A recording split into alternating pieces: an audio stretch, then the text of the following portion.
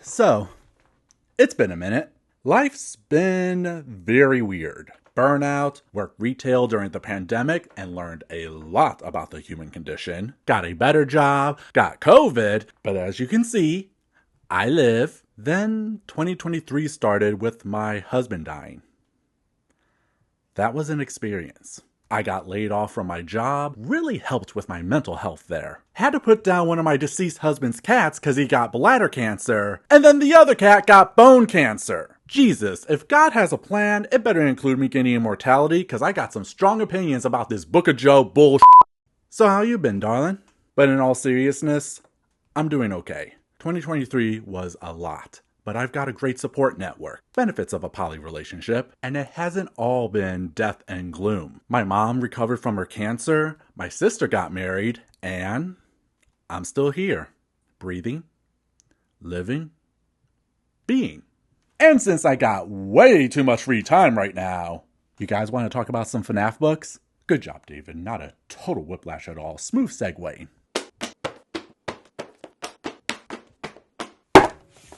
I'm going to read all the FAZBEAR Fright books because Five Nights at Freddy's has a way of keeping me in a state of fascinated frustration. I'm pretty sure it's an addiction. The way Scott Willy Wonkas himself to keep us hooked on getting the golden Freddy ticket of solving FNAF, I can't tell if it's genius or luck. The games themselves are already a roller coaster, from the highs of ruin redeeming the lows of security breach, not dissimilar to what Pizza Simulator did after Sister Location. The debates of FNAF 4's Dream Theory, if FNAF 2 was a sequel or a prequel, or if there were two killers. The more things change, but the biggest quagmire in the whole franchise has to be the bane of my existence.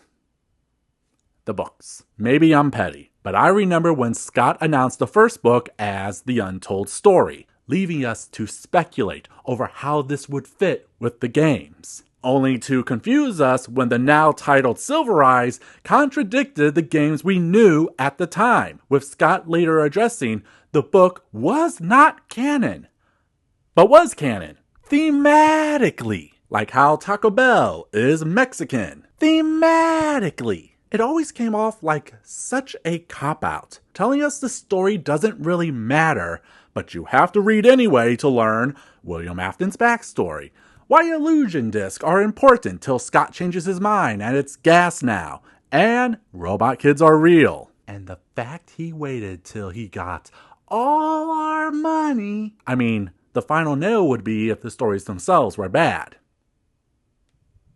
They're bad. Silver Eyes is a bad book.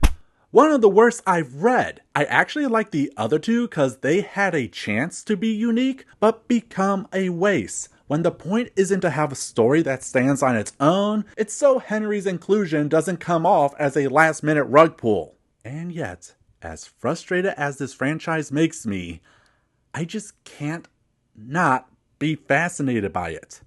It's like a fire. I can't stop watching the rabbit burn. I'm still hooked by the games in all their messy glory. I saw the movie in theaters. And it's why the success of the original trilogy led Scholastic to make FAZBEAR Frights. But this one would be different. Instead of novels, FAZBEAR Frights is a collection of novellas. Not quite a short story, not quite a novel. Published between 2019 through 2022 through Scholastic's video game imprint AFK, or Away from Keyboard. Basically, any mascot horror tie-in book you've seen has come out from these guys. What even is a piggy and do I need to care? Each book contains 3 stories, averaging 70 to 90 pages, which should solve my issue with the uneven pacing the novels had. But at the end of each book, Scott included an overarching epilogue, because it keeps us invested to read how everything connects, and Goosebumps Horrorland did it, and it worked so well for them. Seriously, these books want to emulate Goosebumps so badly. Readers beware. Son of a bitch. He stole my line. This collection of terrifying tales is enough to unsettle even the most hardened Five Nights at Freddy's fan. So, what do I expect with this?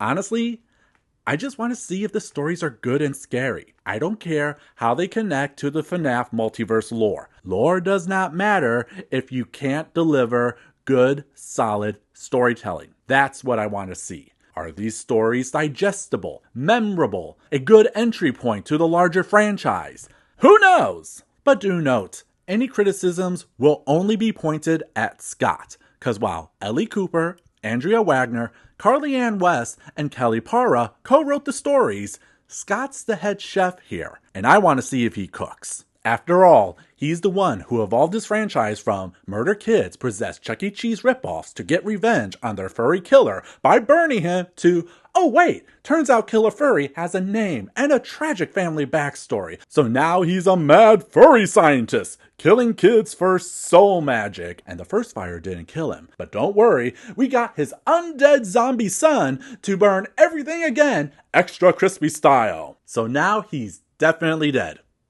Truly dead. Never coming back. Oh, and the first 4 games may have all been a dream. But now his cyber soul has created a cyber furry virus that turns people into killer furries. And now there's rogue AI and robot kids and a mimic. We're still in the middle of this arc, so it's all very unclear. Oh, and now all previous games are non-canon to the universe, so what events even happen depends on whatever Scott says. We've gone from Chuck E. Cheese Halloween Horror Nights to Do Animatronics Dream of Electric Pizza? So how does that translate into 37 non-canon, canon stories? Number 1, Into the Pit.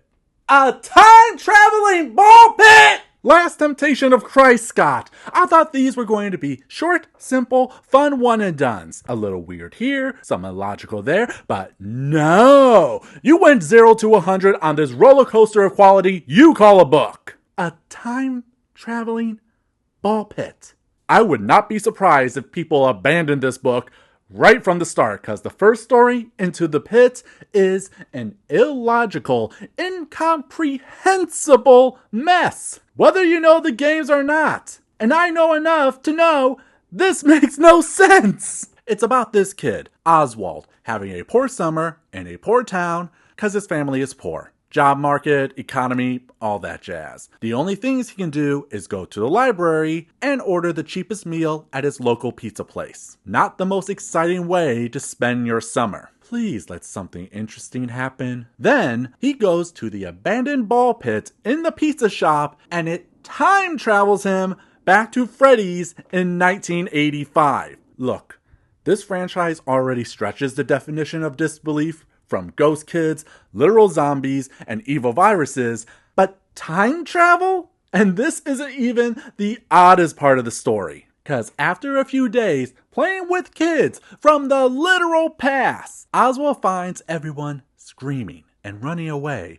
from a yellow rabbit that he knows has bad vibes and just follows him willingly. And you have the gall to act surprised when he shows you his collection of dead kids he wants you to join? Look, FNAF has never been one to explain itself, but it just keeps hitting you with nonsensical moment after moment. All this just to get Oswald to escape the killer bunny through the ball pit, and fine.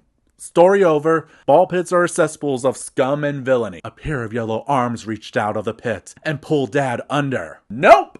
The story keeps happening. But I was surprised at that moment, so you got me there, Scott. So the time-traveling killer bunny drags Oswald's dad into the pit, kidnaps Oswald, drives him home, then starts doing house chores. And no one questions the giant rabbit because he looks like Oswald's dad to everyone else. When he came inside, the yellow thing was vacuuming the living room. See, I'm willing to excuse the time travel, but I draw the line with Mrs. Springfire the housemaid.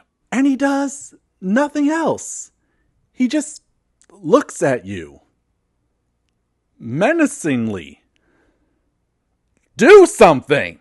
And for what? So Oswald can save his dad from the ball pit because I guess he realizes he loves his dad? Is this really what the story is about? Hey kids! Your dad is cool. It's not that the conflict was not there, but time-traveling ball pit, Domestic furry maid murderer, respect thy father. Make it make sense. It's a muddled story with a muddled message lost in its own sauce, which is the complete opposite to the second story, To Be Beautiful, which is not only way better by a country mile, it's already one of my favorites. Yeah, get used to this whiplash, kids. It's gonna happen a lot. In this one, we follow Sarah, who describes herself as fat and flat, a little potato who wishes to be beautiful to impress the plastics. I mean the beautifuls. Yet every time she tries, it's like the universe tells her she will never be.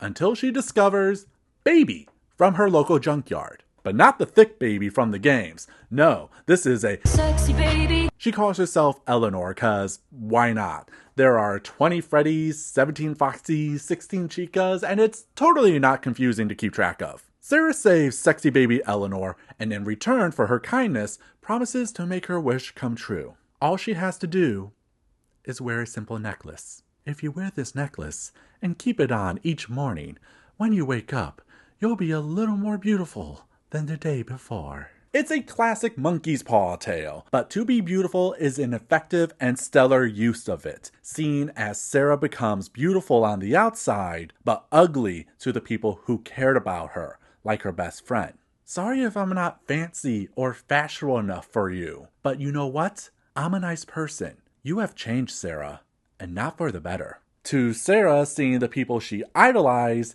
being shallow and mean. People who eat pineapple on pizza deserve to be alone. Are you saying my husband died because I eat pineapple pizza? All of it leading to reveal the necklace Sarah wears only creates an illusion, because Eleanor was actually cutting her body apart bit by bit, replacing them with junk, and storing them in the garage. Admittedly, saying that out loud makes it ridiculous, but it works. It's a shocking consequence to the meaning, it's me. Hi, I'm the problem, it's me. This is what I want to see more of. A strong story with relatable stakes, horrific outcomes, and clear storytelling. You don't need to be original. Just do it well. Because when you have a final line that leaves you in shivers, that's peak. She felt sad. Then she felt scared. And then she felt nothing at all. 8 up, no crumbs, no notes. The last story, Count the Ways, I found to be unique, if not all that interesting. This is about Millie, a goth living with her grandfather while her parents work abroad, who hates life and dreams to go on a date with death.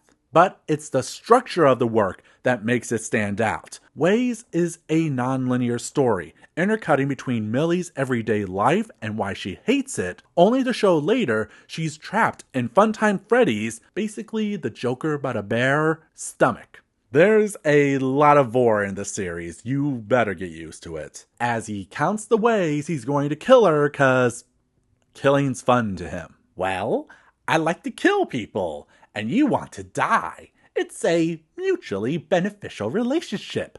Win-win. Joker but a bear. Which, of course, turns out her wish is not what she... Wait. Wishes for a good summer. Wishes to be beautiful. Wishes for death. Scott! Did you come up with a theme for each book to connect the stories? Respect. Count the Ways is a very straightforward and effective story about how death is not something to be romanticized. Poe didn't write about death because he thought it was romantic. He wrote about it because he lost so many of the people he loved. You've never experienced that kind of loss, Millie. It changes you.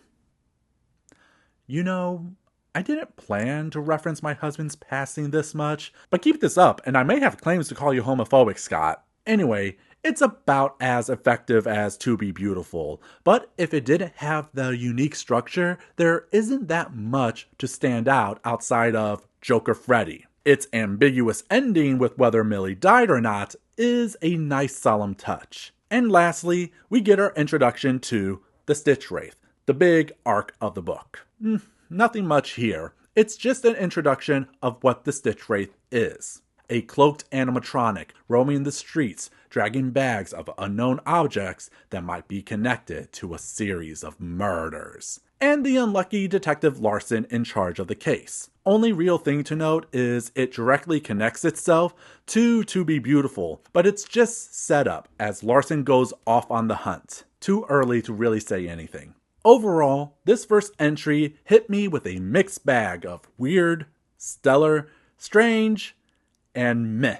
It's clear now these books are not made to be entry points, expecting you to already know the games and spot the difference of what is canon. Not a fan of that, but then again, who else would read these books? But Lord, if that's all just from book 1, what awaits me with the next 11? Number 2, Fetch. And just like that, this showcases the things I don't like about FNAF's storytelling. I wanted to like this one. In fact, I enjoyed most of them for what they are. But my issues come with the theme of the book, control, and how unevenly it stretches itself to follow through with that theme. The first story, Fetch, is a strong, simple premise. Greg and his friends explore an abandoned Freddy's and come across a small robot dog named Fetch. Fetch, the instructions explain, was an animatronic dog designed to sync up with your phone and retrieve information and other things for you. When it seems to be broken, Greg goes home, but he starts to receive text messages from Fetch, and it does as it says. It fetches articles, answers, assistance, but soon things get physical and deadly as Fetch takes Greg's words and desires literally. Hate the neighbor's dog attacking you? Fetch eliminates them. Need your uncle's lucky finger? Here you go. Got a girl you always wanted by your side? An animatronic dog that wanted to be helpful was one thing, but an animatronic dog who had an agenda, that was, well, scary. It's a simple a boy and his dog story. If the dog was a killer robot that turns Greg's hyperbolic texts into consequences. I love it. I love the idea. I love Fetch. I love how it ends. A haunting look at the idea of control. So why does the story muck it up with useless sci-fi bullshit? Was the story you had not good enough? You had to include Greg being obsessed with some theory called random event generators, which, if I understand correctly, is just sending out vibes to control the universe with your mind? And you use that for your theme of control, so Greg can vibe a girl to hang out with him? Creepy. Or that Fetch is a random generator device? What's the point? It overcomplicates a premise that doesn't need it. Something FNAF has done many times, and I just wish Scott would give himself some faith to let the story be. Overthinking a story helps no one. Which, if this is an example of overcomplicating a strong theme, then the second story, Lonely Freddy, is one where it stretches to fit with the theme. Here, it's about Alec, who hates being seen as the bad child compared to his little sister, Hazel. Bad, Alec had always argued, was such a subjective word. With its very definition, it was determined by someone else's baseline. It was a word that served one purpose: to judge. What? I expect quality in my animatronic horror. He makes a plan to expose her for the rotten child she is during her birthday party at Freddy's, but turns out she really is a good-hearted person, winning the Foxy toy Alec always wanted as a gift for him. Alec can't accept that everyone was right to call him the bad child, and runs off to a lonely part of the restaurant. He has an honest dialogue with himself to be a better brother, only to get hypnotized by a small robot called a Lonely Freddy that switches bodies with him, and his family is none the wiser. I'm sorry, what? I'm baffled by this story. Lonely Freddy is tacked on what's essentially a story about a brother and sister finding a connection. For the dramatic irony, it works. Seeing Alec dumped with other Lonely Freddys who are also kids that been Freaky Friday, it's chilling, it's sad, but then I think about what the actual meat of the story is about. A brother dealing with overbearing parents and a sister who is trying to connect with him. Someone who doesn't know why everyone sees him different. And if only people would talk to him. If they asked, he might have said, "I'm not like you, and I'm not like Hazel, and that should be okay." But Alec himself is frustrating since he's always coming off selfish and entitled. And it's clear he's got everything wrong. I've never once believed his idea that Hazel was evil. So when he has his change of heart, it feels empty. And when Lonely Freddy Freaky Fridays him, it's only there cause we gotta make this fit with a control theme. But it's not about control. This is a story about communication. Which, why wasn't Foxy the one who switched places? The book spends so much time showing Alex's love for Foxy. Wouldn't it be more ironic the ghost inside him do the body switch where you get the double whammy of Foxy always being the one isolated from the main group? But sure, let's have tiny Hypno Freddies stand for wiving kids. Who the hell even made these? Now the last story, out of stock, like the Three Bears, does it just right. Oscar wants the hottest toy, a plush trap chaser, but he's never been the kid to get what he wants. The plush trap was wanted. It was what everyone would have that year. It was what only the unlucky, the constantly passed over, would have to go without. Oscar couldn't be that kid again. He just couldn't. When it sells out, he chooses not to accept his lot in life, but take control and steal one that was just returned, only to find something off about it. It's gooey eyes, it's human teeth, and when darkness falls, it comes alive to chase him.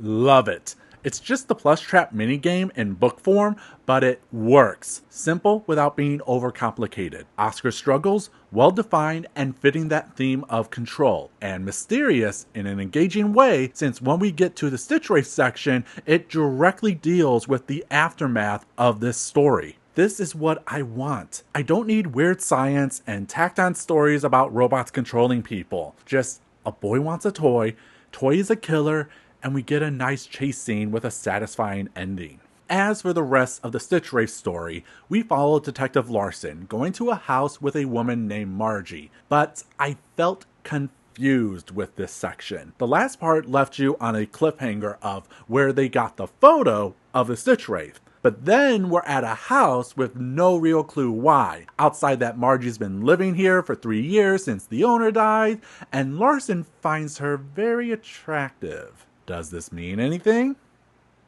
Who knows, but Larson finds a cabinet filled with strange markings and asks, what happened in this house? That's it. That's the whole section, and I'm getting concerned. If this is how the arc is going to go about itself, feeling disconnected with nothing to really grasp, how can I not worry this will all be a waste of time? This is supposed to be the glue that brings everything together, right? Number 3, 1:35 a.m. Wow, this was a complete disappointment. When it comes to anthologies, you know not everything is going to be a banger. It's always a gamble, and so far things have been what I expected. A mix of good and bad and in between. But I can't even begin to explain how disappointed I was with all the stories here. Each one a failure in its unique way. The theme here is being left behind, which I see what you're doing, Scott. An ancient prophecy. Baby, did you see him? This is insane. The sun is gone. Do you know who you're dealing with? Do you? I knew your message. I knew your words. Left behind. The movie. Do you think anyone would even get that reference? So the first story, 1:35 a.m.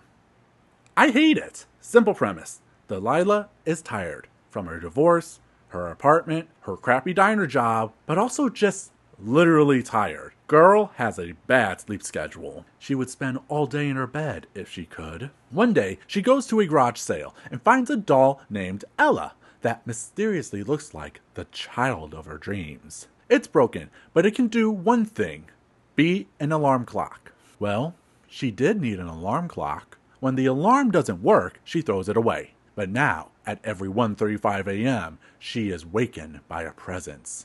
Whispers, scratches, something trying to get in. Repeat that for the entire 90-page story, and then she crawls into a vent and dies alone. That's it. So was it really Ella? I don't know. You'd think that cause evil doll made by Freddy's, but you never really see her after she's thrown out, and there's never any reveal to what's disturbing Delilah. And since there's no reveal or answer, you're just left with more questions like, Was Ella haunted? Why was she dressed like Delilah's dream child? Is this all in Delilah's head? I mean, we get glimpses of her past to suggest it, but nothing comes out of it playing the ambiguity game. The book just stays on its gimmick of, it's 1:35. Ooga booga booga. It's 1:35. Ooga booga booga. It's 1:35. Ooga booga booga. It's 1:35. Ooga booga booga. I live in a vent now. Now I die. Five Nights at Freddy's. Again and again and again. No release, no payoff, no twist, with the only thing being left behind is my patience. The second story, Room for One More, I found to be the best of the lot, but that's not saying much. Stanley works as a night security guard for a shady company. You sit in the security office, watch the building's exits on the monitors, and make sure nothing gets out. Nothing gets out? Stanley had asked. In other jobs, I've always watched to make sure nobody gets in. Well, this isn't other jobs. He needs the job cause late-stage capitalism, and for the next 18 months, he does nothing but watches alone till he falls asleep. Then one night, he awakens to find a little ballerina doll with a ghost-like face. When he plays with it, it says, "We like you," and to take them home. Stanley goes back to sleep and finds the doll gone, but now his throat is sore and parts of his body is swelling up. So the big reveal is these little ballerina dolls are going down his throat and living inside his body. A truly horrifying idea as Stanley's body bloats and feels tight in his own skin, about to explode. But the issue I had with this one is the pace of acceleration to Stanley's doom. Mainly, it happens too fast. The first time it starts, he gets a sore throat and a swollen arm, which I think is doing too much too soon. If it just started as a sore throat, that sets the scene to really ratchet it up to build upon each encounter. But that can only do so much when Stanley is very dumb. Like, my guy, you have worked alone for the last 18 months, then a doll appears and disappears. Run! I get you have doctor trauma, and that's why you ignore your literal graying skin health issues. But if you keep seeing talking dolls, run! Though it does show the true horror isn't being stuffed like a turkey by killer dolls. It's having to work a crappy job because rent is due. So, thanks for that, Scott. Noted socialists. Lastly, the new kid. This one follows two outsiders, Devin and Mick, who one day meet a new kid named Kelsey. They become good friends, but then high school melodrama happens. Try to keep up. Devin is in love with this girl named Heather, but she's not interested in him. She's actually interested in Kelsey, but that makes Devon jealous at Kelsey because Devon really wants to be a normal kid, not an outsider, y'all. Mick, meanwhile, thinks all this is stupid and just wants a clubhouse. Devon starts to think everything with Kelsey is an act, and as a prank, takes Kelsey to an abandoned Freddy's where they find a golden Freddy suit. Devon tricks Kelsey to get into the suit and plans to leave him there for a few hours to make him feel left behind. But then, oops, they killed Kelsey. The two have a week of guilt, wondering if Kelsey is still alive. Devin goes back alone, and when he looks into the golden Freddy, he finds, this is where the bullshit starts, not Kelsey's blonde hair, but another kid's black hair, then gets vored by Golden Freddy. Cut to Kelsey, perfectly fine at another school and finding another group of outsiders, cause, I don't know, this twist makes no sense. What is this twist saying? Kelsey's a spirit? A robot? To harvest or eat outsiders? For all I know, this is because of the video game lore. This has to be a comment about the video games, because if not, why would you ruin a good character piece like that? What was wrong with having Devin get devoured by Kelsey's angry spirit? I wish I was like Mick, blissfully unaware. And at this point, I'm done with the Stitchwraith arc. You remember how we left off, Larson asking what happened in the house with the cabinet. Well, I hope you didn't care about that, cause Larson's barely in it. He's alone somewhere being a sad dad, cause yeah, he's a dad. I'm sure we needed that detail. And now we get a full reveal of what the Stitchwraith is. So, what was the point of the first two chapters? Okay, so there's this science guy who's into paranormal stuff, but paranormal with science, who studies Vibes? He studies emotions, or more importantly, emotions like agony left in objects after traumatic events. Human emotion is slower to impact, more insidious. It wafts outward like a noxious cloud, soaking into the surroundings. For some time, I have been studying the effect of these emotions. So he collects several objects infused with agony and somehow transfers them into a robot. Fun fact, Fetch the Dog is there because of course he was haunted. You couldn't just make him a robot. It comes alive from the vibes and then kills the scientists with bad vibes. That's the Stitchwraith, a robot made of vibes and kills with vibes. And the way the book tries to express the horror of the objects, like this plate is full of agony. This spatula is full of agony. This clock, agony. This pair of underwear, agony. I'm not trying to be a jerk here, but when you give me a stack of incoherent stories and create a disjointed arc, this is what you get. Did we need to know the Stitchwraith's origins now? Does Larson even have a point in the story? There's a difference between having a mystery and being incoherent. This book is agony. Number 4, Step Closer. I swear, I'm trying to give these stories a fair shake, but all my worst fears are coming to pass. Our theme here is isolation, which is different from being left behind cause on the surface, there's nothing wrong with the first story, Step Closer. Pete is not taking his parents' divorce well, or more importantly, how he's been left in charge to look after his little brother, Chuck. Everything was always about his little brother. Didn't matter what Pete wanted, because nothing mattered when it came to Pete. Dad had left. Mom was in her own little world. They figured they'd just put Pete in charge of Chuck, because they didn't have the time to deal with him themselves. But Pete had never signed up to take over their responsibilities. During an afternoon at Freddy's, Pete pranks Chuck with a broken down Foxy in the back room. But in the following days, Pete is haunted by a series of accidents with sharp objects trying to remove his arm and eye, reminding him of the broken Foxy song he heard. You can be a pirate, but first you'll have to lose an eye and an arm. Yarg. Foxy must be the key behind all this. But it's too late.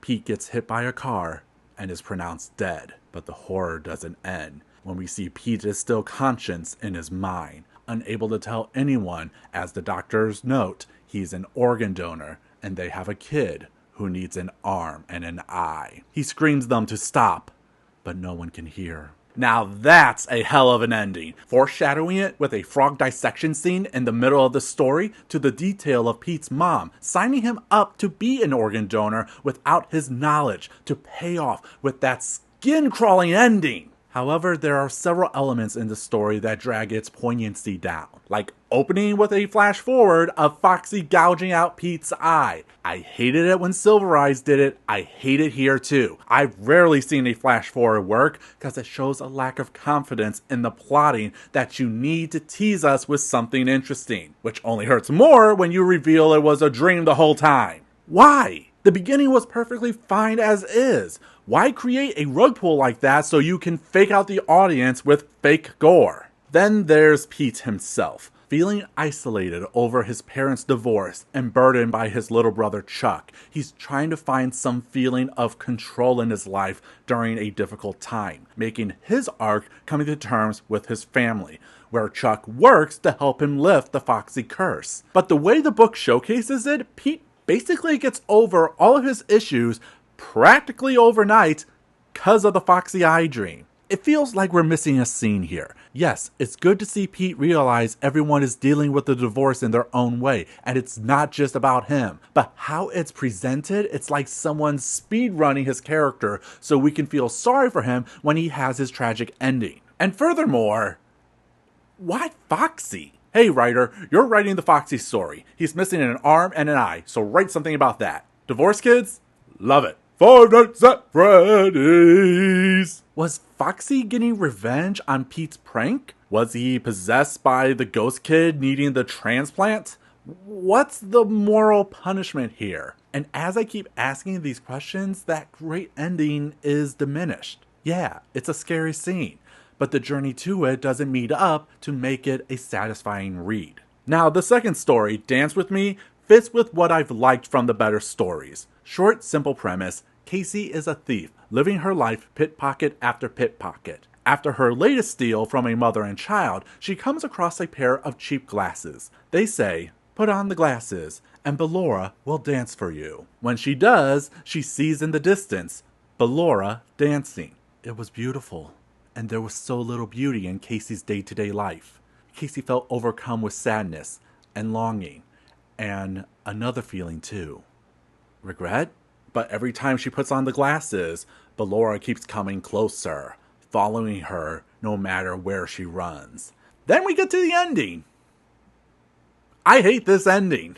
It's not even because the moral is don't steal, kids. It's how it resolves it. See, Casey doesn't want to be a thief anymore and wants to get a job, but she needs a dress for the interview. But she doesn't have enough money and tries to steal one more time, only to be caught between Ballora and the store clerk with no other option but to have a come to Jesus moment confessing her sins, where a random kindly old woman hears her and pays for the dress so Casey can do things right. And how does she free herself from Ballora? By returning the glasses to the child she stole, cause she's now a productive member of society. What in the seventh heaven Deus Ex hell did I just read? I feel cheated. That's the best way to describe it. I feel I was stolen a good story. Casey is not a bad person. She only steals to survive. But the book isn't interested in how someone gets into that life, from a bad mother to crummy jobs, or how that really isolates someone, cause it's all Casey's fault anyway. She had a choice not to steal, but took the wrong path. Now she's stealing candy from babies and must confess, or Ballora will look at you with her eyes of shame. That's all she does, by the way. We never really know if Ballora can cause bodily harm, cause how do these glasses even work? But she will look at you menacingly. Ooh. If this is a story about someone taking responsibility, then why does it take a Deus Ex grandma to bail her out? Methinks maybe there are some systemic issues at play. Don't steal, kids, cause the only person you can blame is yourself. Blech. Thankfully, the last story, Coming Home, is good in ways I want more of. Susie can sense something is wrong. Something bad has happened, but I don't know what it is. Where her family seems distant to her, and every night she's taken away by Chica. For you see, Susie is a ghost, one of the original victims of Freddy's. What a great reveal, for the story is about her sister, Samantha, trying to make amends with Susie's spirit, unable to communicate directly as they struggle to get over their trauma, showcasing the aftermath of the people affected by the deaths at Freddy's, the isolation of losing a loved one, and how they reconnect by finding a lost doll they both loved. This is what the book should be doing more of. Give us a glimpse of the people who are actually affected by the murders, the families that have to deal with it, and this story highlights it so well. I was kind of confused over what Chica's role in the story was, since it ends with the girls being chased by her, but maybe that's all about the love can conquer all messaging. Either way, it's just nice to read a good story again. Can't say the same for our Stitchwraith story here. Remember Larson, cause he's nowhere to be seen. Only good thing here is we get an actual follow-up to our Stitchwraith fella. They're hiding in a truck and we discover he's possessed by two ghosts. Andrew, who is very angry that he's dead, and Jake. He's chill, like whatever, man. But Andrew reveals he's been so mad in real life that he's been infusing his vibes into other objects like fetch, cause that undermines one of your good stories, Scott. Jake thinks that's not cool, man. We better collect those things before people get hurt. Then someone finds them in the truck and Andrew uses his vibes to kill him. Accidentally. But Jake thinks there's someone else in their body pulling the strings. On one hand, it's nice to see the story have some coherency, but if so, then what was the point of Larson? Why not start here? I don't know, I'm really trying, but I doubt things are going to turn around soon. Number 5, Bunny Call. This one is strange. Like finally crediting the writers for each story strange, which I know doesn't seem like a big deal, especially if there's only one author, but books 2 through 4 have had multiple authors with no credits, and from my search, later printings still don't. So why change it up now? Was this a behind the scenes issue? Did the FNAF union get involved? I don't know, it's just an odd thing my brain globbed onto, though that's the least of my worries, cause Scott? Honey? You okay? Cause you themed this book around rage, and I'm concerned. The first story, Bunny Call, comes off like a cry for help. We follow Bob, who sees himself as a slave to his family. Where Bob used to have time to himself, now his time belonged to everyone except him. His work took a slice. His kids took a slice. Wanda took a slice. It's enough slices! Now he's forced to spend his vacation with them at Camp Athena. 7 whole days of family fun in the sun. But when he's signing up for their bazillion activities, he's asked if he wants to sign up for a bunny call. And I'll let the book explain. When you sign up for a bunny call, the rabbit over there, his name is Ralphio, will visit your cabin. He'll come into your cabin screaming, clashing cymbals, and spinning his head. Marjorie chuckled. It's really something terrifying to behold. Ralphio makes his round between 5 a.m. and 6 a.m. It's a bit of a naughty prank we play on the children on their first day here. Most of them love to have that rush of terror when they're scared silly first thing in the morning. What in the name of heterosexual Jesus are you talking about? What kid in their right mind would find getting awakened at 5 in the morning by this bunny and find it fun? Of course he signs up cause his family's been jerks dragging him to this camp, only to later regret it cause deep down he loves his family.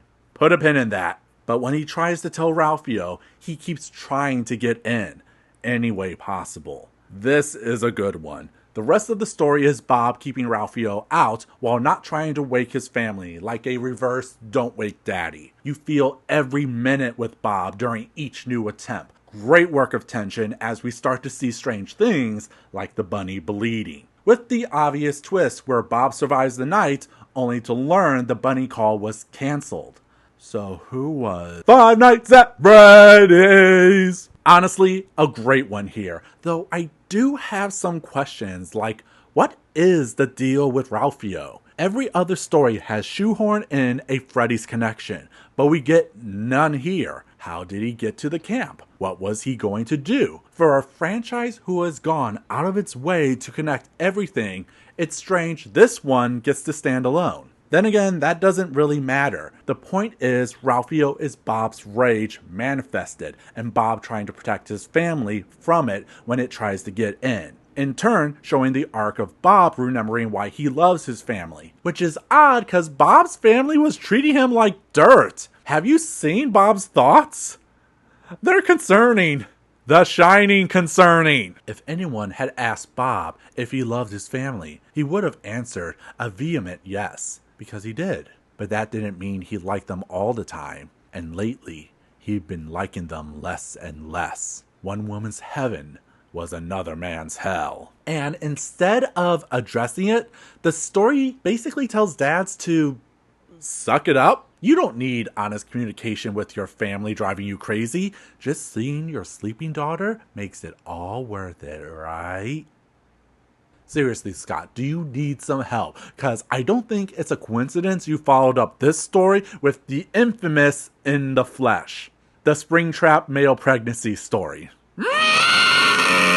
Matt is a game designer working on the latest FNAF VR game, Springtrap's Revenge. Which, does that mean this story is canon with the rest of Frights, or is this a brand new continuity? 5 books in and you couldn't even stick to one universe, could you, Scott? Matt is fond with his Springtrap program, both as an artistic expression, but also during the game's development. Springtrap became the place Matt could put all these feelings, a repository for all his destructive urges. Springtrap was the child of Matt's rage. Ooh, foreshadowing. During a play session, Matt gets frustrated losing to Springtrap, so he forces Springtrap to wander aimlessly in the game throughout the night with no one to kill as revenge. However, the next morning, he finds Springtrap dead and his code gone from the game. an impossible action. He tries to find Springtrap as his belly grows bigger day by day when he discovers Springtrap has been with him all along in his belly. He impregnated his code into Matt. Horrified, Matt takes a knife and opens himself to find his digital child made flesh, and as he lays dying, the creature walks up to him and calls him Daddy. Seriously, Scott, are you okay? What drove you to write about Mpreg? How did you get this past the top brass? I was aware of this story, but I can only imagine being one of the poor souls who got to read it first. A shocking, horrifying, brilliant ending. But honestly, story's kind of mid. Like, I get why this is the most talked about. It's not every day you read about AI Mpreg. But do you know what the actual meat of the story is about? Matt's failed dating life. This is something the books do a lot. Many of them are filled with scenes that are either used for padding or foreshadowing. For example, Dance For Me has a scene where Casey talks to an old woman who summarizes the story's moral, but it happens in the middle of the book, and it just makes summarizing a giant chore if I were to include every detail when it has little to no bearing on the actual summary. And In the Flesh is the same. Instead of being about Matt's obsession, which, yes, I know the theory that this is supposed to be MatPat, which would have made the commentary of someone obsessed with hunting down Springtrap, only to realize, we traced the call, the killer is inside your belly! I don't know what that would have said exactly, but it would have said a lot. But instead, the majority of the book's time is on how Matt is terrible at dating 3 or 4 times, just so we don't feel bad for him because he's a real jerk to women. Which makes no sense, since Scott gives away the twist in the middle of the book. Yeah, instead of keeping the focus on Matt discovering the truth himself, we learn about the reveal in a useless scene about some hacker getting early access to the game. And on top of all that, the moment everyone loves to talk about, the shocking birth scene, is only the last 3 pages of this 50-page story. That's it? Oh, and the whole impregnation is because Matt gets an electric shock from the computer. So you can't even enjoy it on a spicy level. Yes, the ending is memorable, but the story clearly fumbles the bag, taking all the elements that could have made the story great with its ending and merely makes it mid. However, the last story, The Man in Room 1280, is fascinating. We follow Arthur, a priest who gives people their last rites before dying. Death isn't a sad thing. It's a transition, and I'm kind of like a tour guide for people making the transition. Instead of letting fear take people away, I step in and take fear's place. Once fear is gone, the soul can reach the other side in peace. A man of hope and love, he finds his character called into question when his latest request is of a man who refuses to die. He has no name, no family, and is burned beyond recognition, stuck in a coma and suffering from nightmares. The nurses in charge believe this thing is evil. At this point, we've only seen tangible connections with how these stories relate to the Stitchwraith, but Room 1280 feels like the key I've been missing to connect the breadcrumbs Scott has been leaving and finally give weight to this story. While the characters never learn the full truth, we can see that this is what Andrew was talking about in the last book when he said he attached his soul to torture his killer, which the story backs up when the nurses see a ghost boy with curly black hair, which in turn connects to the new kid twist about how Andrew may have died. It doesn't make that story any better, but now we can see the bigger picture, especially if you know the games, because while never mentioned in name, any FNAFer worth their salt can tell you this man is William Afton, the bunny child murderer from Into the Pit, which I don't know how that's supposed to connect, but oh hey, all 3 stories are bunny themed. Neat! And while this is a good showcase of FNAF storytelling at its best, it still requires having outside knowledge to fully appreciate it. At this point, we barely know how Afton fits into all this, and you need that to really enjoy the highlight of Arthur's inner conflict, looking for the good in everyone while being confronted with a being who is evil, trying to give him peace by taking him to a Freddy's distribution center before he dies, which leads to a confusing moment where the nurses hate Arthur for doing the job they hired him for because the vibes are off and Freddy's is creepy. It doesn't help the book is inconsistent over if the nurses know what Freddy's even is. Also, the book can pad itself with the nurses trying to kill their own patient while Andrew keeps stopping them. But like I said, the characters never get a revelation to what's going on, and unless you know the overall lore, you can't really appreciate how this affects Arthur's character and how the ending makes you want to know more. A man whose worldview is challenged when after taking Afton to the warehouse, he bursts into black goo. Great imagery, by the way. Only to see a pair of kid footprints walking away and commenting, "I don't think everything is okay," which hints that Andrew goes into a fetch who gets made into the Stitchwraith and so on. While it does a lot in filling in those gaps, it leaves Arthur's character unresolved. Was he wrong to believe that good was everywhere? Was he wrong about his views about death? What's going to happen to him after everything he's witnessed? His crisis of faith is left unresolved, which, is it too late to replace Detective Larson with Arthur? Because he's way more interesting and full of story potential, which means we're never going to see him again.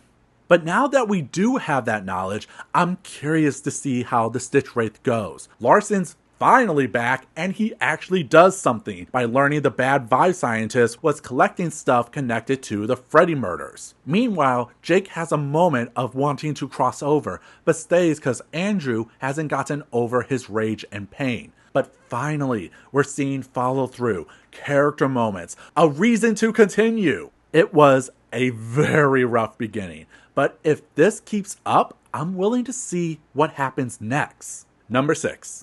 Blackbird. Okay, I'm hyped. I'm actually hyped. Halfway through and it's clicking into place. The theme here is being haunted by the past, which fits perfectly with our first story, Blackbird. We follow college students Noel and Sam working on their short horror film. Noel suggests they do something related to Freddy's about an animatronic, coming up with their own Freddy OC of a Blackbird, which Sam notes has a stare that can make you feel uncomfortable. Their pitch? Our animatronic, the Blackbird, will get you to confess your darkest secrets, and then when you do, it comes to punish you for your sins. It never lets you off the hook, never lets you rest. We can have the Blackbird basically hound some poor dude to death. Will there be blood? Noel asked. Actually, a little blood might not be bad. Sam casts himself as the Blackbird due to his tall body and makes the costume. When he sees himself in it, he's surprised how he disappears into it. As they prep for filming, the two share if they have any dark secrets. Sam says he has none, but Noel reveals he was a real bully growing up, how he would torture a girl for her weight and looks, thinking it's funny. Sam doesn't find it funny. He knows how bad it is to be bullied for your appearance. The two leave on awkward terms, when the next day, Noel is told Sam got hit by a train and no one can find the body. Noel feels guilty, like he was the cause. And then he sees a bird. A giant blackbird. It was obvious, wasn't it? Sam was stalking Noel because he was now the Blackbird, and the Blackbird tortured those who confessed their dirty secrets. So first Sam was going to toy with Noel the same way a bully toyed with his victim, and then Sam was going to kill Noel for being such a horrible person. Noel was sure of it. And the worst part was that Noel deserved it. This is what I wanted 1:35 a.m. to be. Noel haunted by the Blackbird as each encounter gets more intense. Very Poe-like with great use of tension. I love it until the ending. Basically, Noel learns he's guilt-ridden about his past and goes to the girl he bullied to ask for forgiveness. Where now, the girl is thin cause, as she puts it, Noel's bullying made her feel bad. But that feeling made her discover dancing, which made her happy and thin. So bullying is bad, kids. But it made her better? What are you trying to say, Scott? And then we learn Sam is alive. The train just hit him into a nearby ditch. He reveals to Noel that before freshman year, he played a nasty prank on his bully as payback, which I guess is to play with if Sam was the Blackbird when he was unconscious in the ditch? Also, the book notes Sam is weirdly affected by the name Freddy's, but that never gets followed up. But hey, Freddy reference. Clap already. It just makes everything weird. It's confusing bullying message that makes the happy ending feel unearned, all while trying to act ambiguous, losing all the steam it built up with a really great premise. Also, why did the story have so much about guys in their underwear? Like, seriously, the book has whole scenes of guys running around in their undies, and the book keeps bringing it up. Ugh. Now, the next story. The real Jake is where the hype is. Remember when Larson found the strange cabinet in the second book that you completely forgot about? Well, it turns out this is connected to Jake's backstory, so what was that all about? Brain cancer. Jake is dying from a brain tumor. He calls it his pine nut. Bedridden, his caretaker Margie tries to keep his hopes alive while his army dad is away on duty, but even her beliefs has started to waver. But every night, Jake talks to his special friend Simon, who lives in the cabinet in his room. The first night Simon had talked to Jake, Simon had made it clear he would be in the cabinet until Jake got well enough to walk to the cabinet, open the door, and find him. When you can do that, I'll be here, waiting for you. Jake imagines with Simon all the fun things he did that day and...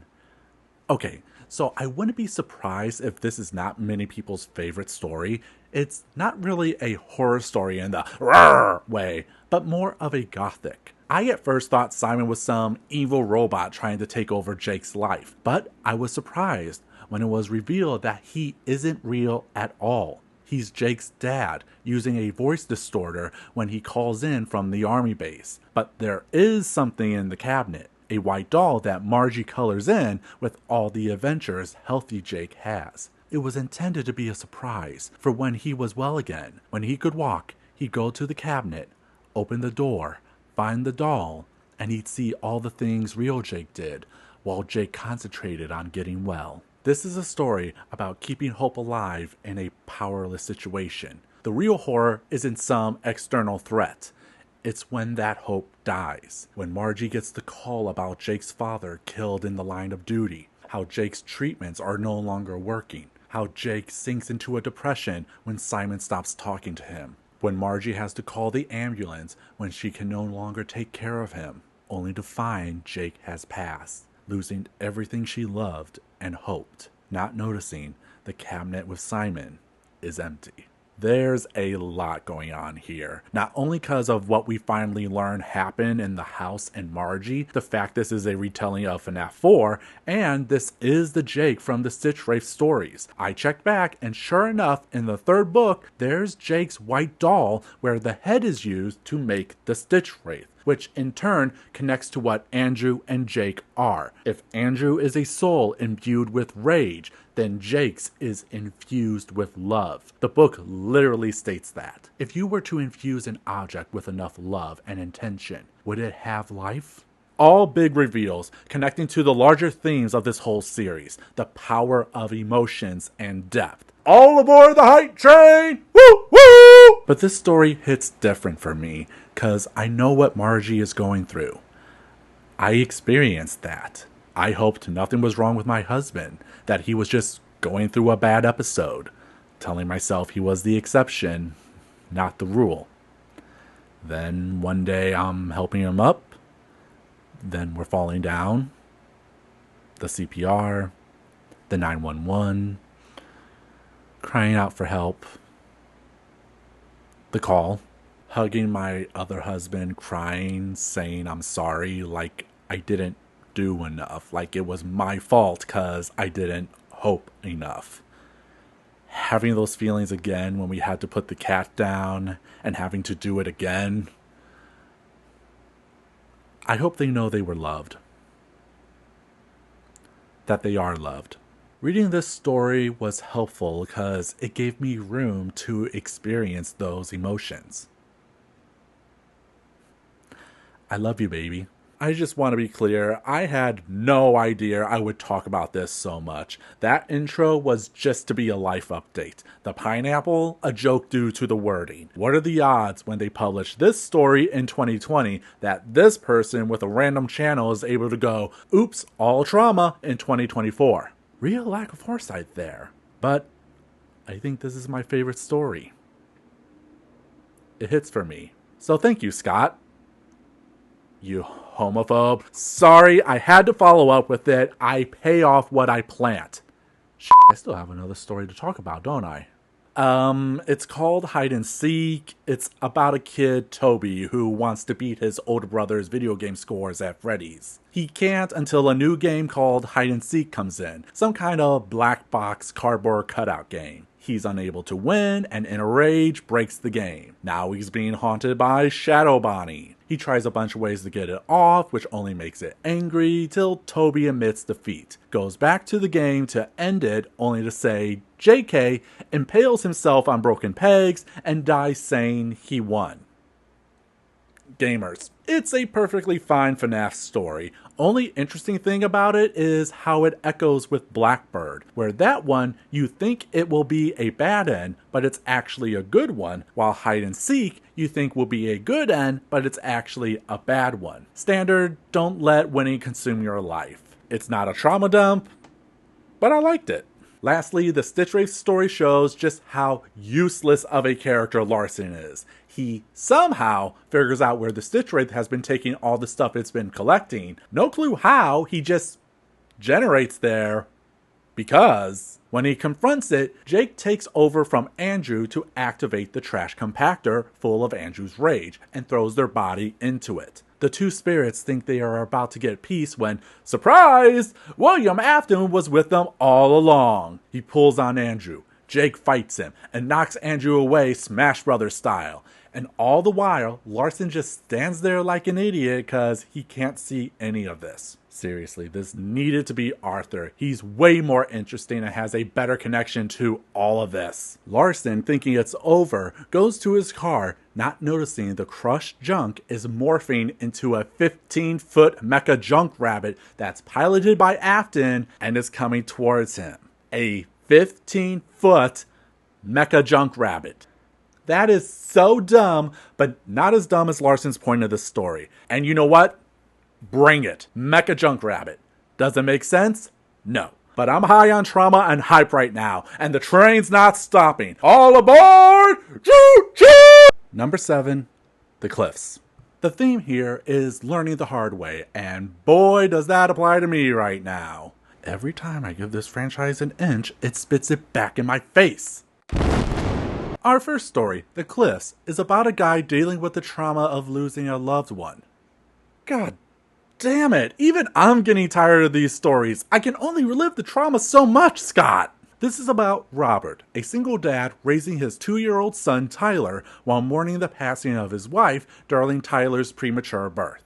Oh, and they live by an area known as The Cliffs. Although these rocking outcroppings possessed a rugged beauty, they also had a grisly history. The highest of them was nicknamed Jumper's Cliff by the locals because it was a common sight for suicides over the generations. One day while shopping, Tyler finds a tag-along Freddy, basically a child tracker disguised as a teddy bear, which works perfectly for our single dad. Until, while playing in a sandbox, Robert goes inside to get his phone, but when he comes out, he sees a white van is driving away, and all Freddy can say is, Tyler is gone. Which is to set the real horror of the story, Robert's mentality. He's been lost in a haze of grief, isolating himself from the world, because with his wife gone, he feels there's no life worth living. He knew everybody had some bad things happen to them, but he certainly felt like he had had more than his fair share of suffering. Bitch! Which contributes to his feelings of inadequacy as a single dad, and with Tyler gone, he begins to get messages from Toy Freddy that he should go to the cliffs, which to him is the toy telling him to kill himself.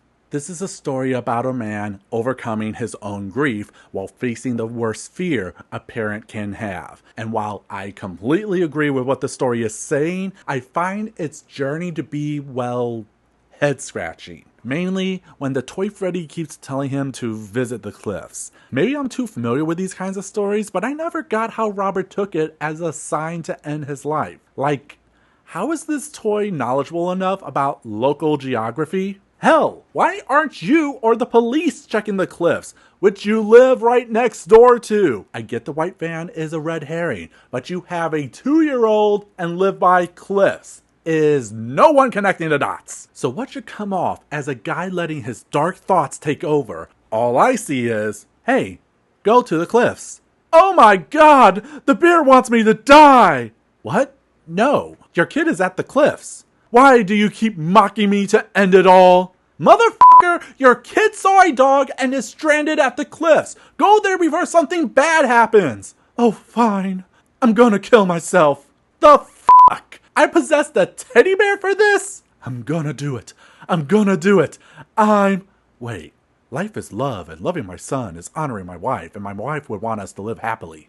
I'm going to live now. Good for you! Now if you'll just look in that cave over there. Goodbye, object of my grief. Wait, what? Son of a bear! Oh, hey Tyler. You been at the cliffs this whole time? Who would have thought to check here?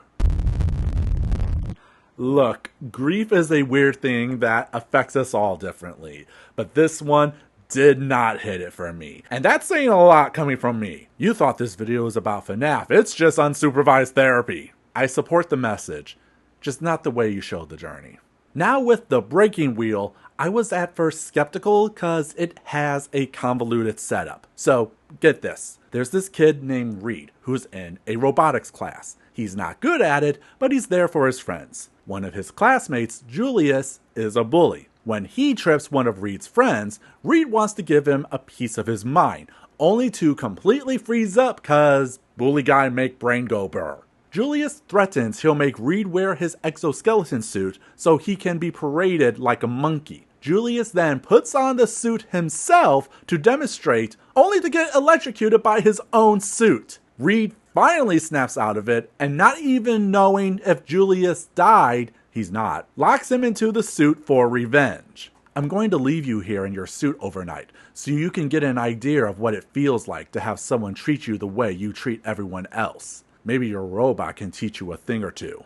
So why do we need all of this? Well, the crux of this story is everyone is building robots, and Reed's friend Pickle has a remote who can interact with any of them, including Julius's suit. That's why Julius was bullying him, because the remote was messing with his project. So that night, when Pickle's little brother is using the remote to play with a toy robot, it makes Reed wonder if Pickle's remote is still connected to Julius's suit and is doing exactly what the toy is doing, as it bends in more inhuman ways, wondering if his act of revenge has gone too far.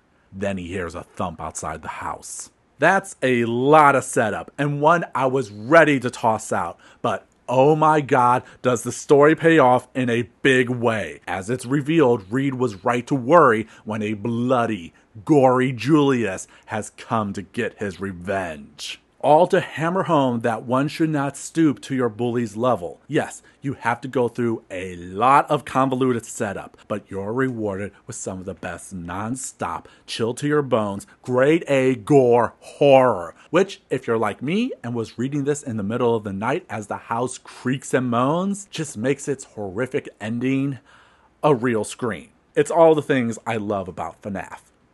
While he told me everything, is why I hate everything about FNAF.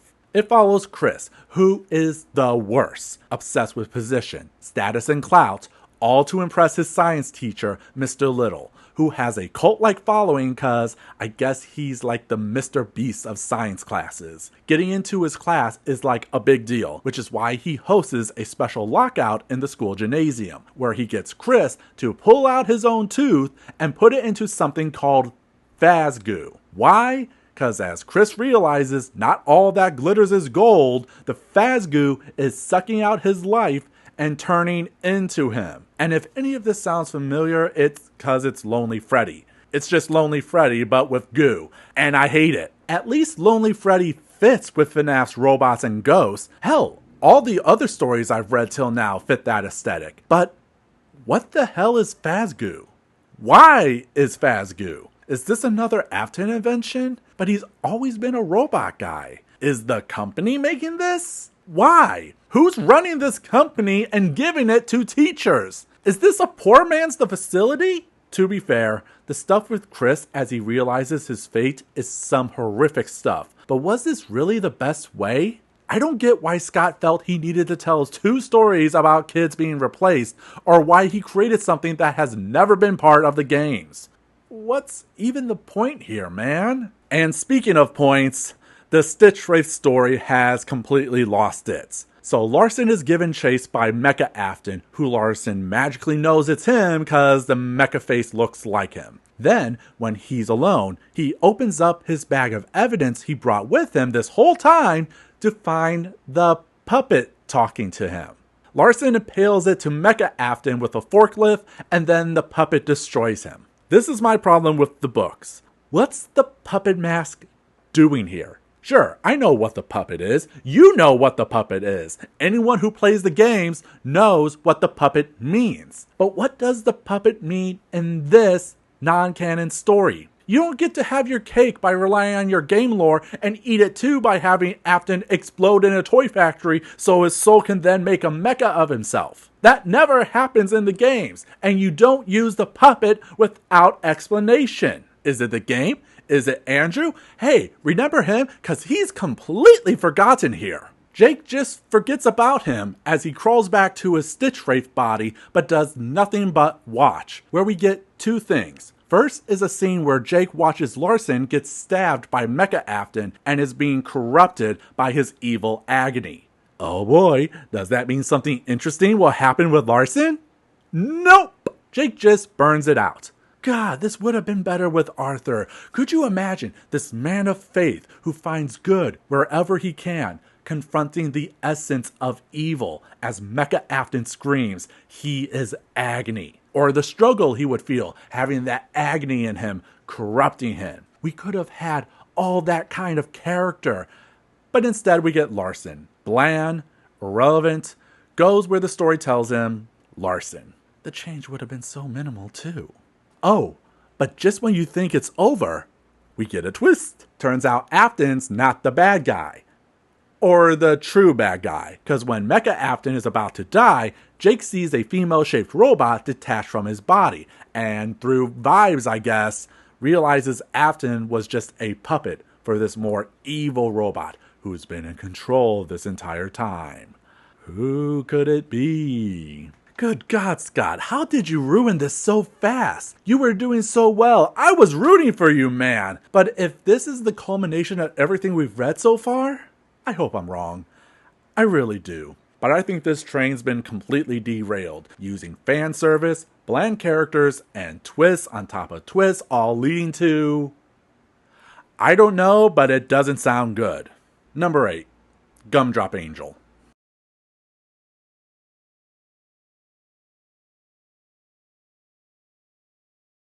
This book fills me with a rage I didn't know was possible. I've been struggling writing this segment because the stories here left me with such feelings of disgust. How did you think this is okay, Scott? The theme here is bad luck, and our first story, Gumdrop Angel, is the worst example of it. Angel wants to escape her life after her gold-digging mother marries an out-of-touch rich jerk named Myron, who gives his spoiled brat of a daughter, Ophelia, the world while leaving Angel with the scraps. During Ophelia's birthday party at Freddy's, the kids have a feast on a human-shaped gummy, but Ophelia saves the gummy nose for later. But after Angel fights with Myron over her college tuition, she decides to eat Ophelia's gummy nose as revenge. She then discovers a rash covering her body, leading to the body horror twist that Freddy's is turning people into candy to be consumed by children during their birthday parties. Oh, isn't that scary? Kids cannibalizing actual humans, which I can't even get into the headache of why this makes no sense. So along with being a family chain, a corporate franchise, a video game maker, VR, a distribution center, toy manufacturer, soul-stealing teddy bears, Fazgoo, and now they are able to rewrite human DNA to be consumed by children, where the employees know about it? I might be wrong, but isn't the whole idea of FNAF that no one knows they work for a mad scientist child killer? But oh my, cannibalized kids, isn't that scary? It's sure to make you forget this is a story about an abuse victim being punished for standing up to her abuser. As I read more of these stories, the more I see how FAZBEAR Frights is basically Scott Cawthon's Fables, with a common trope being, face the consequences of your moral crimes. Whether it's being obsessed with outward beauty, stealing is bad, or bullying is wrong, you will be punished for your transgressions, Grimm's fairy tale style. Gumdrop Angel is another one of those, but what is Angel's crime here? That she wants to be the center of attention pursuing a career in acting and performing arts? That's just a dream.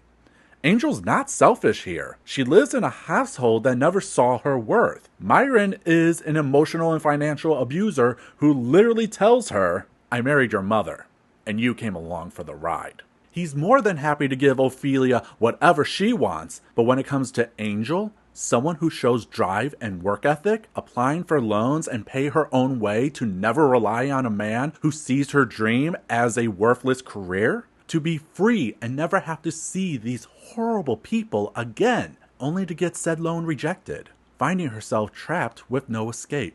So she fights back. She calls out Myron for the thug he is, her mother for her apathy, and takes away the gummy nose from Ophelia because she doesn't see her own privilege. And yet, Angel gets punished because she didn't fight them the right way. The book literally says her revenge was ill-fated, but it's just laziness in the writing. This isn't about a character we hate getting their just desserts. This isn't a tragedy of events unfolding before our eyes. This is because a victim of abuse went to Freddy's and ate a nose that turns you into a gummy. It's a story that relies on the random chance Angel would fight back in this moment. It's all circumstantial. Like, what was going to happen to Ophelia? Was she going to turn into a gummy? Or is there some weird birthday magic at play because you never explain how any of this works? You couldn't even do a reveal of like Myron being the owner doing this for kicks because rich people would totally do eat the poor. But it doesn't. You get your Soylent Green moment, but all we get is Angel didn't fight the right way, so now she must be eaten. Wonderful. At least Sergio's Lucky Day does it better, even if the story itself is pretty limp. A guy obsessed with status and having the finest things in life, Sergio thought the latest promotion would give him the things he desires, but all he finds is disappointment. Until one night, he comes across a small figurine called Lucky Boy, who is able to talk and tells Sergio to embrace his impulses, to buy the car of his dreams, to start his own architecture business, to dump the women who don't follow his every desire. Another all of that glitters is not gold story. Sergio is a terrible person who doesn't know what he really wants, just what he thinks he wants, the status with none of the work. And when he embraces those desires, they all come with consequences. His car gets stolen, his business fails, and there's no one to love him, leading him to want to court his old high school crush during a reunion, with Lucky Boy convincing him to mutilate his face because at the last minute do we learn Sergio doesn't like how he looks. And I do mean last minute. The story barely, and I mean barely brings up the idea. With the way the story was going, I thought it was going to be him homeless in a box laughing with Lucky Boy about what good luck he'll get, like an NFT bro. Turns out it was all to get him to cut his own face apart so we can watch people scream at terror at what he's become. But we never actually see it. It's all through Sergio's eyes, and he thinks people are just being weird. And when you think we're going to see some real pathos, the story just ends. That's it? That's all we get? It really felt like we're missing a third act here, and it just makes the whole story forgettable. And then there's our last story, What We Found. It's FNAF 3. It's about Hudson, who works as security for FAZBEAR Frights. But things take a turn when their latest find, a greenish-yellow bunny, comes alive to mess with Hudson cause it's just FNAF 3. It's Springtrap, he has mind-trippy powers where Hudson can't tell what's an illusion or real, standard haunted house spookiness. Pretty cool mind-bending stuff used to punish a victim of abuse for standing up to his abuser? He did it again! Scott wrote the same moral twice in the same book! How do you even do that?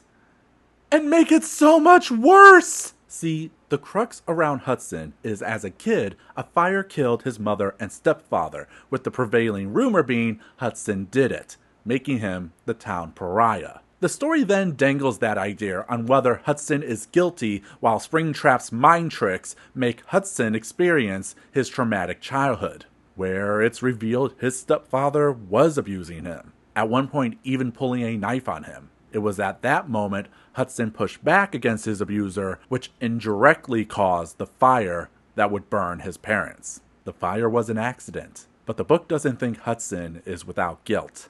And I don't know what Scott was thinking, because at the end, Hudson's mind is so warped and filled with regret that he climbs into a pizza oven and gets burned alive because he needs the fire to purify his sins. Only for the book to say maybe none of what we saw was real because Hudson's biological father suffered from mental illness, so maybe he does too. And this Springtrap isn't the same Springtrap, even though this story could have been the perfect lead-in to Room 1280, and the more I explain it, the more I hate this story. I feel this story was trying to be a tragedy, but it never realizes what Hudson's tragedy is. It's not that he's guilty for burning his parents by accident, it's that he was a victim of abuse, and no one believed him. The night of the fire, Hudson said he was going to expose his father for the monster he is, only for him to claim no one would believe him, and he was right. No one wants to acknowledge he suffered abuse. No one cares what he went through. They have nothing but contempt, believing Hudson is guilty, so it's okay for the town to treat him as their punching bag.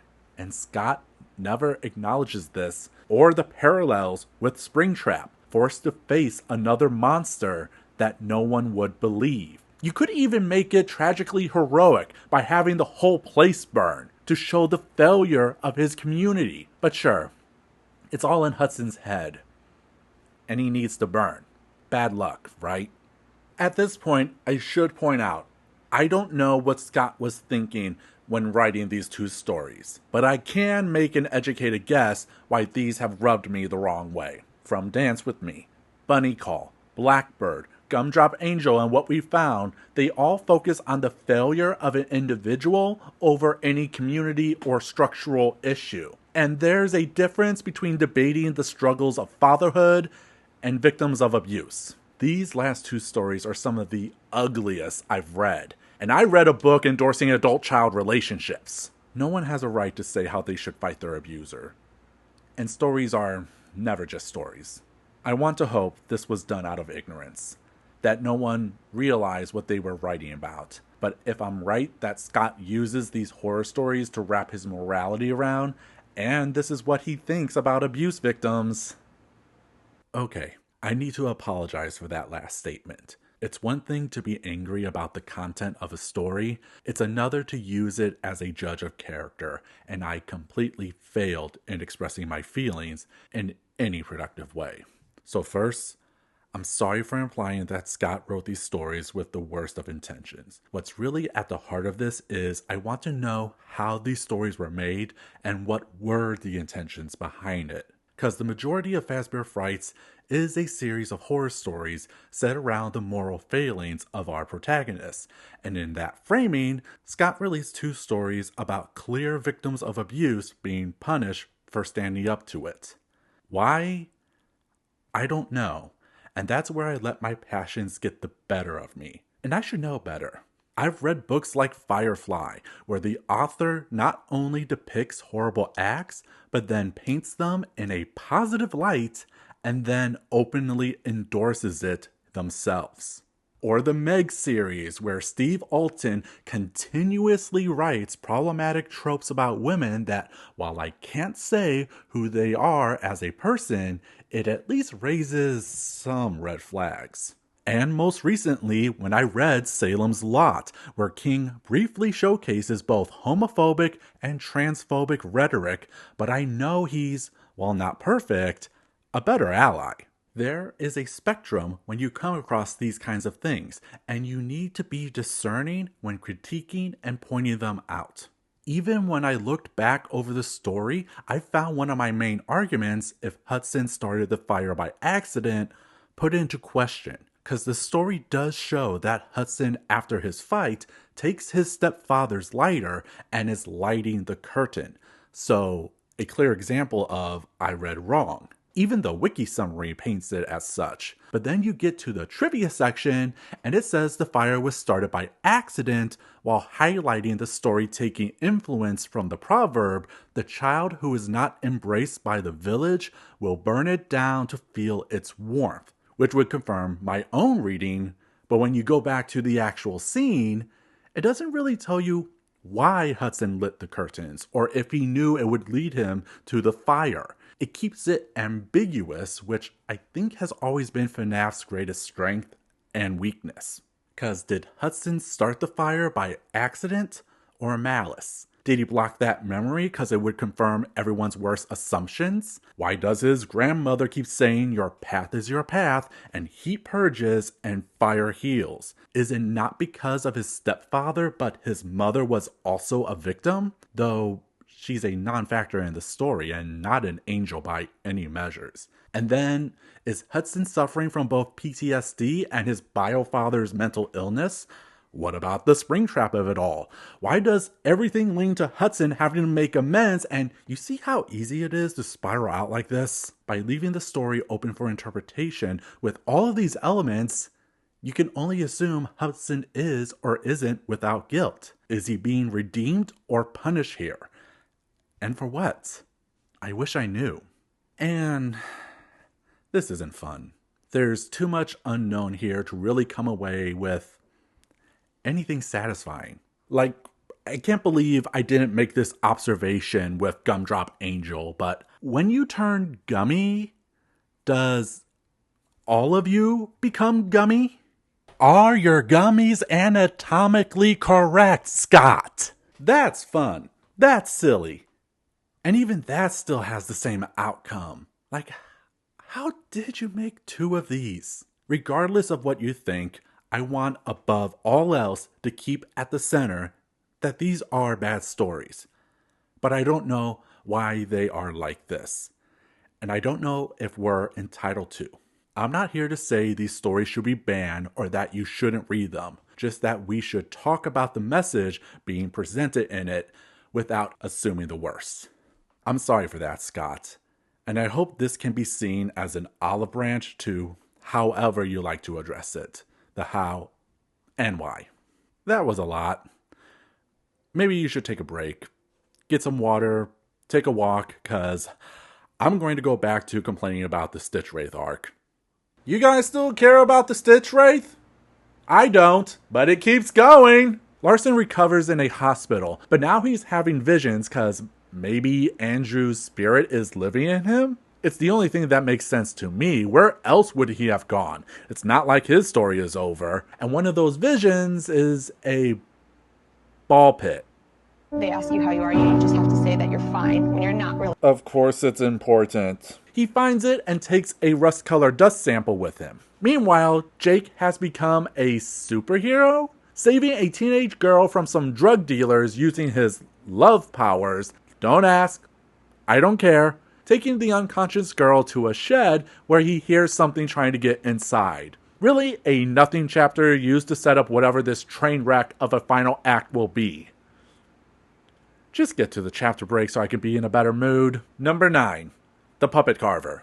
Oh God, make it end, please! The theme of the book is being consumed by failure. In our first story, The Puppet Carver rivals Into the Pit as the most nonsensical story. Jack is struggling with his pizzeria as the robots keep breaking down, taking his rage out on his minimum wage workers. But one, Porter, has a machine he believes will fix all their troubles. I'm almost finished with the prototype of my machine. It will create low-cost but highly functional animatronics made from only an inexpensive slab of wood. You're going to be amazed, Jack. You heard right. Porter made a machine that can make robots out of a piece of wood.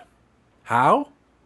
I don't even think he knows. But when Porter tries to showcase it, it breaks down, enraging Jack so much he fires everyone. It then goes the way you think it would. Jack is alone. He hears a ticking from the machine. He checks it out, only to get trapped, and the machine turns on, where he'll die a horrible death. Oh, no, the machine breaks, and he's still alive. Boo! But his near-death experience makes him a changed man, a full Ebenezer. He makes amends to his family, rehires his workers with raises, and forgoes his stingy ways to turn his business around. Who needs that broken machine? Best to throw it out, and don't think much about the weird smell and red guts. It did its job anyway. Because you see, the twist is the machine did kill Jack, and he was replaced with a FAZGoo. This was about FAZGoo. I have questions. Did Porter know he was using FAZGoo? Did the machine break because FAZGoo got in? Where did the FAZGoo come from? We saw Porter use the machine no problem, but he can't be using FAZGoo because FAZGoo can only replicate, not create. But if that's the case, how did it get into the machine? The goo doesn't react unless it has some DNA to connect itself with. Why are there even 2 stories about FAZGoo to begin with? Like, the point of the story is, hey, business owners, treat your workers nice and your business will thrive. Base. So why muddle the point with an ill-explained machine with your poorly explained concept that makes no sense in your own series?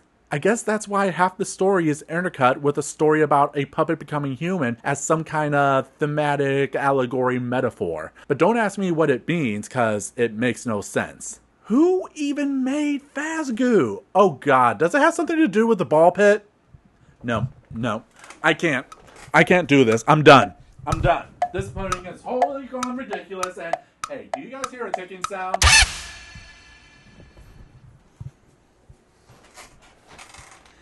Puppet Carver is a perfect blend of fairy tale and science fiction. A worthy read, indeed.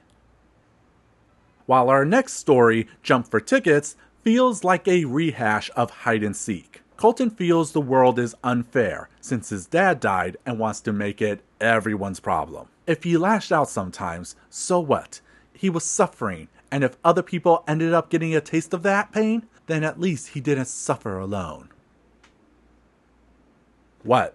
Channeling that grief into an obsession to win tickets at Freddy's to get a new game console he can't afford. But he knows one game, Jump for Tickets, could help him reach his goal, but suspects it's rigged to benefit little kids over teens like him. So he breaks in at night to rig the machine, but gets trapped underneath the platform by a weird robot clown, leaving him stuck when Freddy's opens and gets crushed by a bunch of little kids. That's really the highlights. Colton actually makes several attempts, both so the story can drag out and tease us with the creepy robot clown, where you never know if it's haunting Colton cause it's possessed or it's just the programming. But it ends with Colton clearly possessing the clown, so it's ironic. Especially when he's hugging his little brother who was there for the pathos. But I find myself confused over how this fits with the theme of failure. Sure, part of it is how he feels life's not fair, and he can't even win a ticket game. But everything Colton presents makes him come off as greedy and entitled, making the parts around his father's death feel peripheral to his end. But it's a cool death, and compared to the last few stories, straightforward. So I'll take that any day. And then there's Pizza Kit. Oh boy! Peyton likes her best friend Marley. In fact, she feels honored to be her friend, even if she's a bit bossy. Peyton sometimes felt like she was a minor character in a play Marley was starring in, and she was happy that a star like Marley had agreed to let Peyton share the stage with her. They go on a field trip to the Freddy's Pizza Factory because Freddy's also sells Lunchables in this universe. Honestly, compared to everything else I've read, this one makes the most sense. I don't know why I'm acting upset about it. Marley gets bored and pressures Peyton to go up a high stairway to jump around, only for Marley to fall into a vat of boiling pizza sauce. Peyton should say something, but feels if she does, it will be seen as her fault, so she tells no one.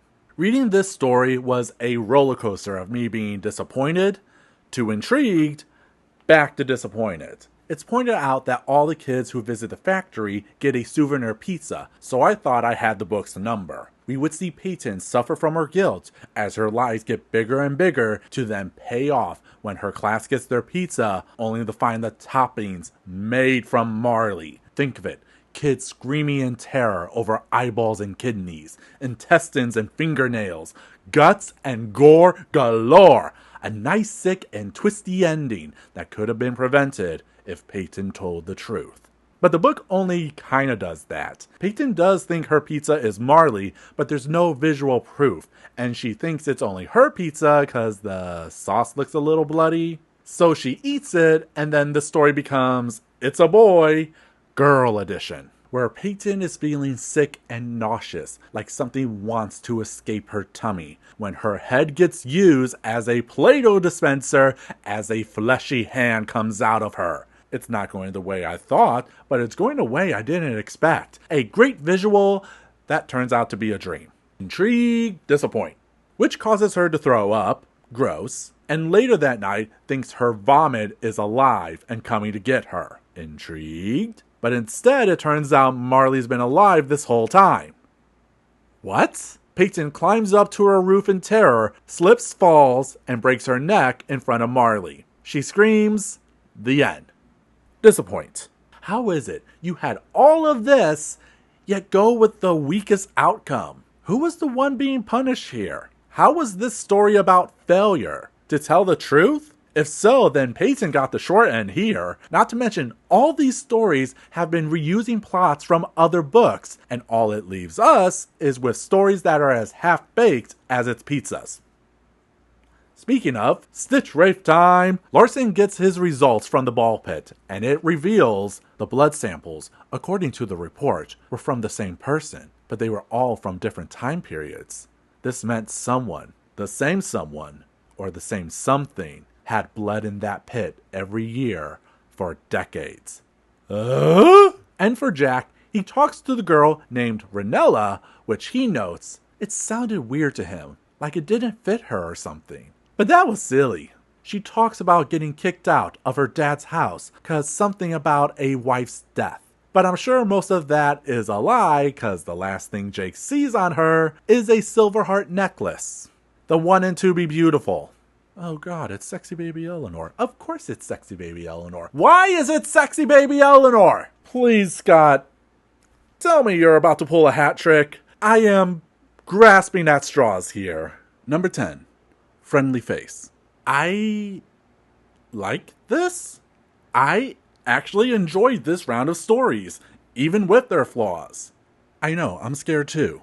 The theme here is acting in haste, and each story accurately shows that, with each character suffering a terrible consequence for their poor decisions. The first story, Friendly Face, is about two outcasts, Edward and Jack, who find a black kitten they name Faraday and raise as their own. But that joy disappears when Edward witnesses Jack and Faraday get run over by a truck. He didn't step forward to see if they were alive. Both lay with their necks at an odd angle, their eyes open, but vacant. Edward wanders in a depressive haze from losing his two best friends in the world, until he sees a Freddy ad for pet revival technology. How? FAZBEAR Entertainment presents FAZBEAR Friendly Faces. We use your pet's DNA to craft a face that looks exactly like your beloved furry friend. What a small price to pay to feel joy again.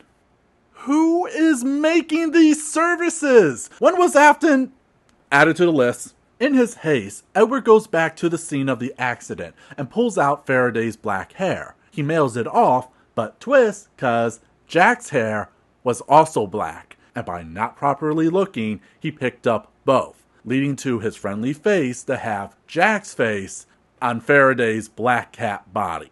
So once again, we have Freddy's doing an outlandish premise that makes you wonder how a Chuck E. Cheese restaurant was able to expand to animal clone technology. Afton was crazy, but as far as I know, he was never rich. Is Freddy's just Google in this universe?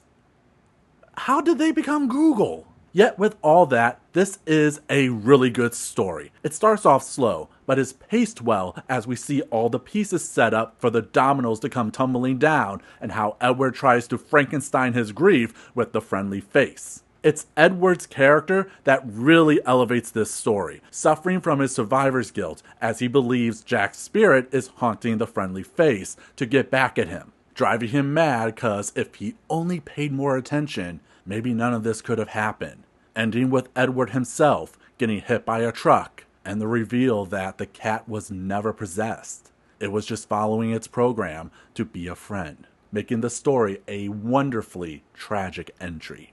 I will say, I do not like how the cover spoils the big reveal. Yeah, I get it. It's weird. It's scary. It's uncanny, but it took away from the gut punch of the moment that I would have rather read first. But hey, the fact I like the story, regardless of its odd premise, says a lot that I can overlook personal gripes if the story delivers. So the second story, Sea Bonnies, is stupid. It's a stupid premise. I can't think of a better word to say about it, cause it's stupid. A kid wins some mutant sea monkeys that look like Bonnie. His older brother consumes some, where they devour, multiply, and replace his entire body with tiny sea Bonnies. It's what if the thing, but you see the process of someone being taken over. It's everything I continue to hate about these stories. A strange, organic concept that is just so dumb. I can't even begin to describe it.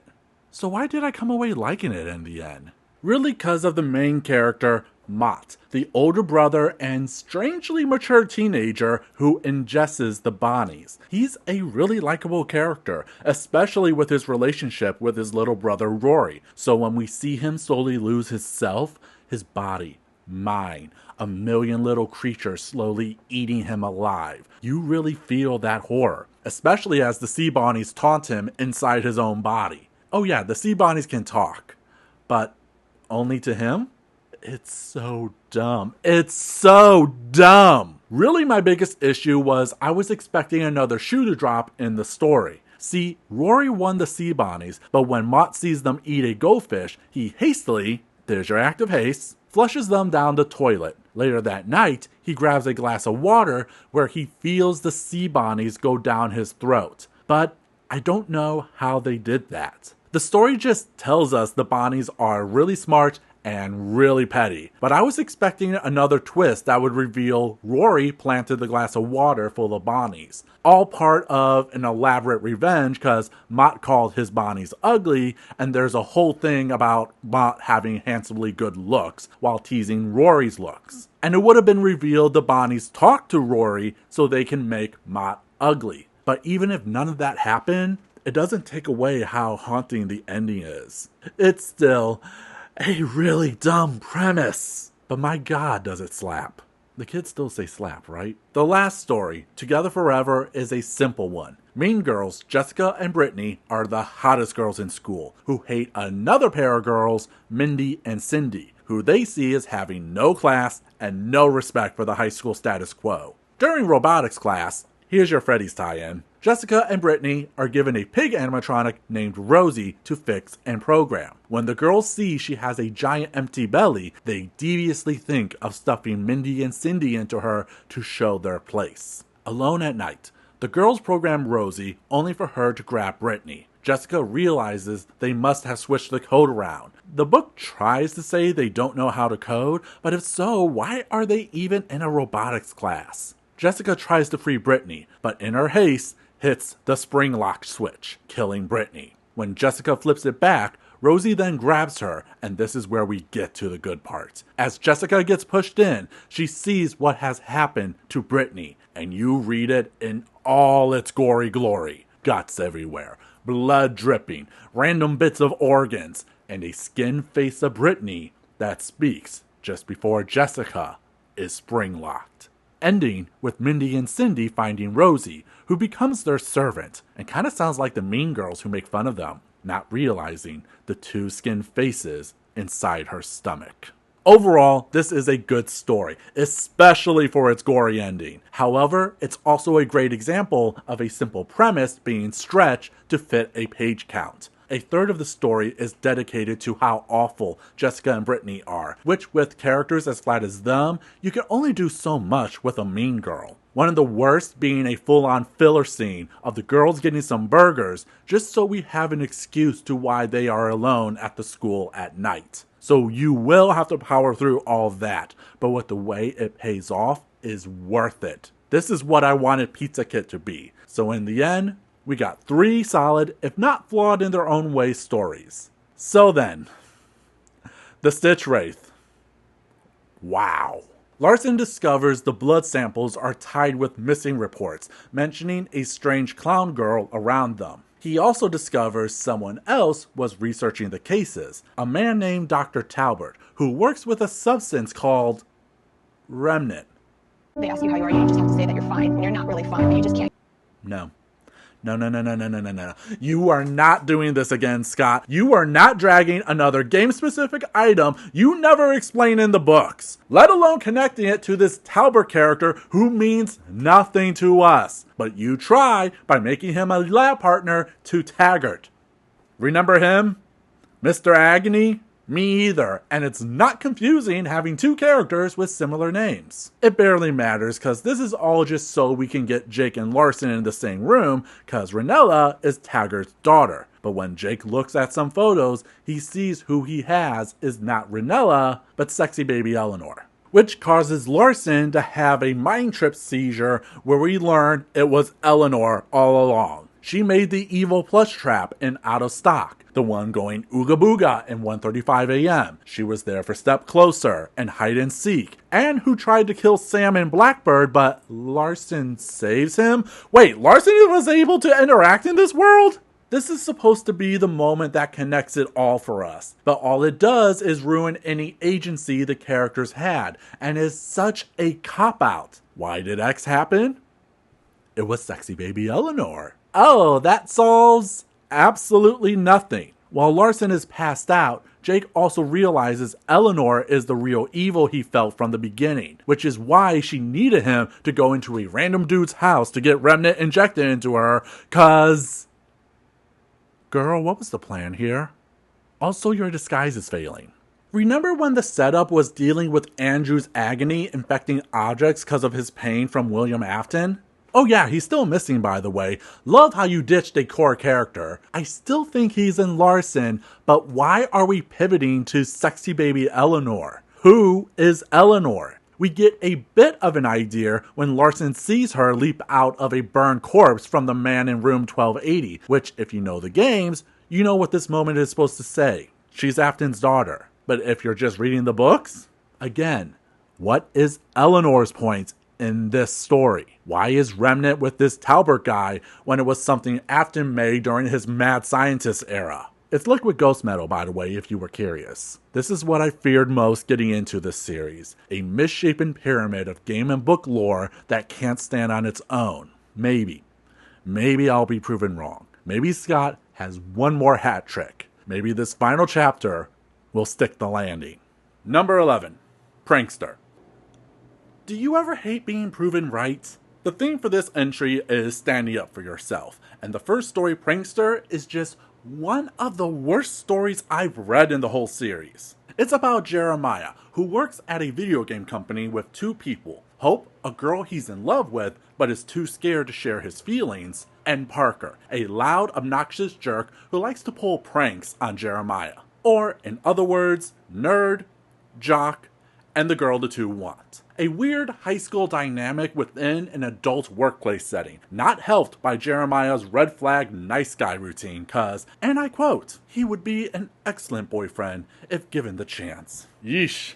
But that's not the worst part, cause halfway through this high schooler's idea of an office, we get the random reveal Jeremiah's birthday is tomorrow, and the whole story drastically shifts. When he comes to work, he sees the office decorated, but Hope and Parker are not around. Then, a voice over the intercom says he has to find his friends in 30 minutes, or he will find them with a few pieces missing. I can't even begin to explain how much of a whiplash this causes the story. We spend so much time setting up this high school prank war love triangle where maybe Jeremiah becomes a prankster himself, only to, out of nowhere, become Saw.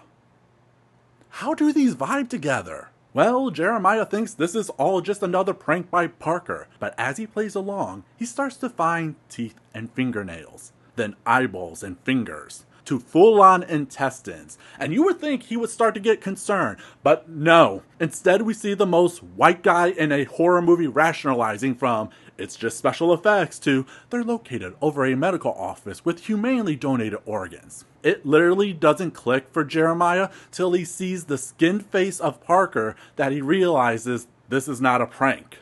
So then what's going on? We only have 3 characters here, so is there a mysterious 4th? Is it maybe Hope? But that wouldn't make sense. Hope has always been kind to Jeremiah, so why would she be the villain? Maybe this is one of those fake-out scenarios, because their game company works with VR, and that's why the Saw turn is so disjointed. It's a VR prank. Turns out it's none of the above, and the worst answer, where Jeremiah finds a videotape with Parker and Hope on it saying, "Happy birthday," and that everything we saw was a prank. Laughing like it's nothing, but notes they may need to get to the hospital as they are about to mutilate their bodies on camera. They're recording, calling a now de-skinned Parker and Hope to come out of the closet for one final prank. I cannot begin to explain just how bad this story was. If it wasn't for the weird abuse stuff in the 8th book, Prankster would have the gold medal and the whole lot. If not for the disjointed structure, then the complete lack of character motivation. Like, how did Parker and Hope go with the idea to pull their teeth and fingernails, pluck out their eyes, cut off their fingers, disembowel themselves, and peel off their face, and not once thought, hey, you think this might be a little much? Hope in particular baffles me. Why would she go along with this? Well, it all comes back to this book's theme. It's never explained, but it's implied that because Jeremiah didn't stand up to her about his feelings, she got corrupted by Parker's charm to do the prank. And no, you don't get to tell me it has something to do with the VR video game, because that's your only Freddy connection here. I don't care if the FNAF VR game turns people crazy. That only strengthens my argument on why relying on your audience to know game lore to fill in the blanks in your non-canon story is a terrible way to write a story. Or maybe it was Sexy Baby Eleanor all along. Hey, don't blame me for following your story's own logic. But the worst of it all is it just feels rushed. Like the deadline was coming and the only reason it got through was it was readable enough. It's just that terrible, guys, and I'm honestly shocked Scott thought this was acceptable. But maybe it's to make the next story, Kids at Play, look decent by comparison. Here, it's about moody, fast-moving teenager Joel, who can't wait to leave his small town for LA. He moves so fast in life that he accidentally hits a small child with his car into a ditch. He drives away, not wanting to get in trouble, but when word spreads about the missing kid, Joel is conflicted to stand up to do the right thing or preserving his selfish desires. Not helped with the town being covered by weird Kid at Play signs all over the place to remind him of his guilt. Then, one night, Joel finds he's lost control of his body, like that one episode of SpongeBob, where he walks back to the scene of his crime, where his body transforms into a Kid at Play sign. Why? The town cop then finds the newly changed Joel and notes they are part of some program from Freddy's, cause of course it is. And when the cop looks where the Joel sign is pointing, he finds the child Joel hit is still alive, doing the right thing after all. Sure, compared to Prankster, it's better, but if all we get is a bland, lifeless story with no real point, is it really? Just for another weird corporate Freddy story that makes no sense to the mythos? Was Joel possessed by a ghost? Was it Sexy Baby Eleanor? God, do you see how this reveal completely undermines everything? And for what? A message to teens to cool it down and don't move so fast and listen to your business-minded dad or you'll hit kids and melt into parking signs. Oh, the horror of it all. Now with the last story, Find Player 2, I was expecting to not like cause it had all the hallmarks of, oh god, not another one. It's about quiet and bookish Amy and her best friend, the loud and bombastic Mary Jo. Amy wonders why they are even friends if they are so different, and Mary Jo is so bossy. They're hanging out at Freddy's playing a, I guess, abandoned game called The Hiding Maze, a series of rooms and tunnels built between the walls of Freddy's that the kids like to play in, but the adults seem to not care. Which, if that doesn't scream death trap, I don't know what is. Mary Jo hides as Amy seeks, but she discovers a creepy guy with long black hair smiling and entering the maze. Amy runs out of the maze, which exits to the alley of the restaurant. Odd.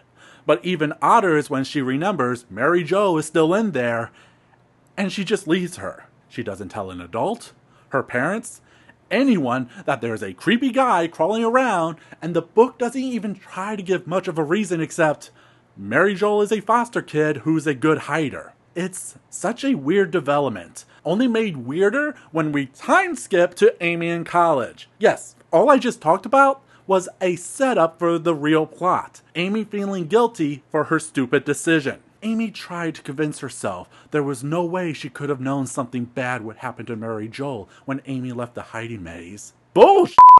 At this point, it's believed the strange man had killed Mary Jo, but no one could find her body. Since they couldn't prove it, he was only charged with attempted kidnapping and has just been released from his sentence. It's this news that makes Amy feel guilty because maybe this is what she wanted to happen, as a way to stand up against Mary Jo's bossy nature. Which I guess makes sense, but it really doesn't account for just how clunky the time jump really messes with you, and makes this explanation sound like a cop-out. Like someone forgot to add a scene to make everything click. But anyway, this is what motivates her to get back to her town and confront her past. And you know how these stories go. She goes to the abandoned restaurant, will have a confrontation with the killer or Mary Jo's ghost, and oh, the horrors of Freddy's. But that doesn't happen. She confronts the accused killer, but he reveals he never killed anyone. He was only looking for his daughter because he was going through a nasty divorce, and when he tried to take her, he was arrested on attempted kidnapping. When that doesn't pan out, she goes to the abandoned restaurant, but it's not. It's now a Western-themed chain as lively as ever. But she does find the entrance to the hiding maze, and this is where we get the biggest sucker punch. For you see, when you play a game in the hiding maze, you are locked in the room you hide in until your seeker opens it. When Amy enters, she ends the game she and Mary Jo were playing all those years ago and resets the game. But as she looks around, she triggers a new game, locking herself in. And that's when she sees Mary Jo, hiding in the next room, unable to escape, curled in a ball with her backpack, mummified, and undoubtedly suffered. And no one cared, because she was a foster child that everyone found to be too much. Amy could have done something. It was not out of her power, but whether she meant to or not,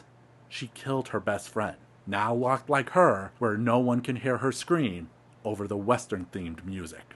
What a wonderfully dark ending that takes away all of the hallmarks of FNAF, the child murder, the abandoned restaurant, the ghost children, not even an animatronic, but leaves us with what keeps people like me coming back. The human drama of a foster child being left to die without a friend in the world, and the one who suffers the guilt because of it. A real cold shower of what FNAF is. If it could have ironed out its first half and maybe planted the seeds of how the game works, this would be one of my favorites, but it's still a chilly look at FNAF. Unless it was sexy baby Eleanor who locked Amy in. You see how that devalues everything I just said? And so, we finally made it, guys. The end of the Stitchwraith. And what has this interwoven saga been leading to? Next to nothing, and yet leaves us with even less. We never learn why Eleanor needs Remnant, or her motivations. The closest we get is seeing Larson stuck in the dream world, interacting with vague vignettes of her past. You won't know what these really mean unless you play the games and read the original book trilogy, cause, of course. And even then, the whole sequence comes off like reading a video game boss fight, as Larson defeats each era of sexy baby Eleanor in each vignette. Which gets very repetitive, very fast. But I guess this is supposed to help incapacitate her, so Jake in the real world can get on top of her and use his powers of love to banish Eleanor's soul to the shadow realm of her worst memory. Whatever that is, cause we know nothing about her, but read 3 more novels to understand that. And that's it. Villain defeated. Larson wakes up and goes off to be a good dad watching his son's baseball games. Remember how he was sad about that? Jake, meanwhile, cause I guess he was able to look into Eleanor's memories, goes back to the ball pit that started it all, goes into it as his body changes into his human form, and interacts with Millie from the first book. Remember her? Well, it turns out she did die, and her soul has been wandering the forest of her mind. But since Jake has mastered his love powers, he leads her to cross over and find peace, leading to one of the balls in the pit to turn into crystal? I'm sorry, what? Then all the balls start to glow to... Wait, is that what the pit is supposed to be? The balls are all the souls sexy baby Eleanor has collected agony from? Why? How? What does this have to do with Remnant? A little late to try to have a full circle moment, don't you think? Oh, but the book tries, cause our final scene is with Larson asking Talbot what even is Remnant, and we're given the most wishy-washy explanation cause liquid ghost metal is just too hard of a concept to explain. You wanna know what this story is about? Cause I think I figured it out. It's, what if the Aftons had a happy ending if they learned to confront their grief and move on? That's what Talbot is supposed to be. He's our William Afton stand-in from his mad scientist era, where because his wife died, Talbot somehow imbued her soul into a pendant that he used to save his sick daughter. But his obsession over the liquid ghost metal made her run away, where she somehow meets Eleanor, who kidnaps her for the pendant, and that's why she wants more, and needs Jake to find Talbot, and William Afton is here, and there's a ball pit of agony, But Talbot has learned the error of his ways when his real daughter is found, has found peace in his life, and gives Larson the pendant as it begins to hum and turn crystal, cause the soul of Talbot's wife can move on in peace.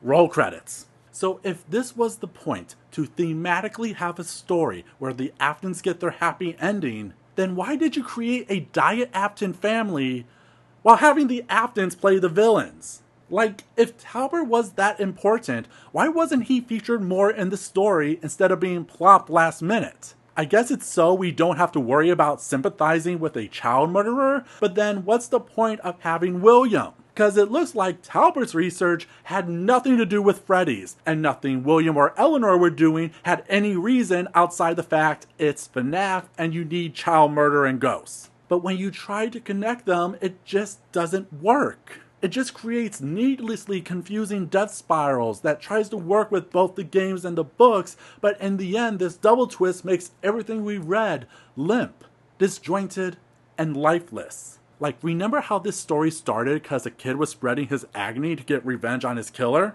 Hey, remember when Andrew was like a major part of the story and I thought was in Larson's body? Turns out I was wrong. Apparently, Andrew has been gone this whole time back when Jake baseball batted him out of William Afton's clutches in, God, was it book 6? Where I guess he's just lost to wallow in his misery, which even Jake says he's sorry he couldn't help him. And that's depressing. Why does he get the unhappy ending? Why couldn't he just be in the ball pit and have Jake help him find peace? Was it cause he was fighting his killer the wrong way?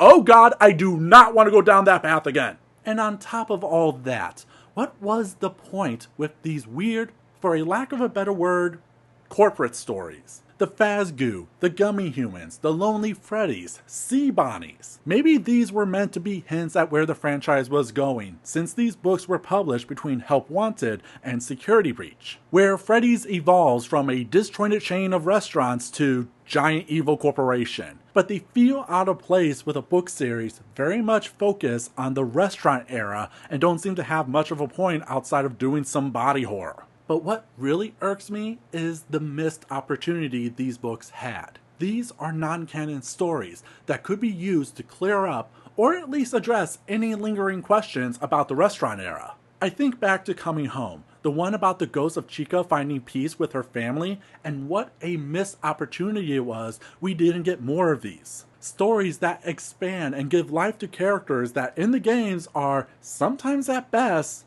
random names. Wouldn't it be interesting to know more about the kids who actually got killed, the aftermath with their families, without the need to make sure everything fits in a timeline? Use it to explore this universe's William and not just how he relates to the games. Let me expand on that. What if FAZBEAR Frights was centered around the victims, where each book focuses on who these people were and the horrors they suffered to become who they are? And just to add some fun, what if the books were written out of order so you can, through clues, piece a timeline of the order of victims like you do in Help Wanted 2 or that mystery book where you have to rip up the pages. So you could read it both in publication and chronological order. And it doesn't even need to be canon. Use these stories like you did with the Silver Eyes and have it echo with the franchise, or even build it like urban legends told over and over, where the details get muddled but the main themes stay there. Cause I think it's just weird 10 years in, I know more about William and his family, but only 1 or 2 details about like 3 kids. Use FAZBEAR Frights as the cherry on top. As we close on one era and open a new one, you can hint through the epilogues. Hell, I've never cared for Remnant, but why not then make a story from the Ghost's point of view of them being melted and fused, all the while then leave hints at Talbert? I'd read that story over Fazgoo any day, but we don't. Cause it could give answers, and answers mean no questions, and no questions mean no FNAF. So what does all of this mean? A waste of time. But oh, we are not done yet, my friend, for you see, even though the main arc is over, we got one more entry in this to discuss. Number 12, Felix the Shark. While Prankster was supposed to be the last book of FAZBEAR Frights, the series sold well that they released one more book that contained stories that didn't make the original cut. A fun little extra for the fans, but there's only one problem. See, you can't physically purchase this book by itself. It was only included as a digital ebook and in the series box set. And just how scummy is that? Imagine a poor kid who was buying these books as they came out, how excited they would be at the news that there would be another book, only to be told, sorry kid, either get an e-reader or fork over another $100 to buy all the books again, just to get the new one. Enjoy explaining that to your parents. I don't know who thought this was a good idea, but that kind of exploitation will never sit right with me when so much media can become inaccessible in a blink of an eye. As for the stories themselves, they're fine for what they are. The theme here is a dark bridge to the past. For example, the first story, Felix the Shark. Dirk's feeling stuck in his ways, with no momentum in his life. During game night, he brings up his memory of Freddy's and Felix, a giant animatronic shark you can swim with in a giant tube in the restaurant. Only problem is, no one else in his friend group knows what he's talking about cause there is no Felix at Freddy's. Even the guy who believes androids are replacing people. Ha ha ha ha. But Dirk is firm and goes out to find his childhood memory. He exists. I'm not making him up. The reason for his need to prove Felix is real is cause he found comfort in the giant shark, and the two shared a special bond when he traveled with his parents, who died in a car crash. Cross-referencing his parents' travel records, he finds the small town that remembers Felix, but in a less than fond light. This is when the story gets convoluted. The guy who made Felix did so cause a shark returned his son's drowned body back to him. But he went crazy, and when an undisclosed accident occurred, the restaurant was shut down and a water park was built on top of it. But it's rumored the Freddy's and Felix are still hiding in the park. But the only way to find it is by looking at nonsensical clues from a childhood book of Dirk's that also happened to be written by the daughter of Felix's creator. The short version is this is a metaphor from Scott telling us to find the unusual clues in his books to solve the mystery. In the story itself, learning that backstory to Felix makes Dirk feel he has to find him, that he and the creator truly understood what he meant, and maybe he will find comfort in his life again, only to become horrified when he finds Felix's rotting, lifeless corpse. His obsession to relive his childhood turn into a nightmare forever trapped in the tube to swim forever. I actually like this story more than I thought, even with its very convoluted adventure. And compared to all the gummy humans and Fazgoo, this is not the series jumping the shark. Even with the giant shark. Go figure. But if you think that was convoluted, you ain't seen nothing till I explain the second story, The Scoop. This one is about Mandy, an avid FNAF fan who loves writing fanfiction and being involved with the community. One night, she's going through the files of FNAF 3 and finds a picture of a building she's never seen before. She posts about it, but everyone says it's a fake because no one else can find the photo in FNAF 3. Very similar to Felix the Shark, but here's when things get a lot. So she learns the image is of a movie theater in Utah, but she doesn't live in Utah. But her mom just so happens to have a business trip coming up in Utah, where Mandy convinces her she needs to go with her to research a school project and meet with one of her internet friends. Oh, and during all this, she starts to see a ghost boy chasing her in her dreams with sharp teeth.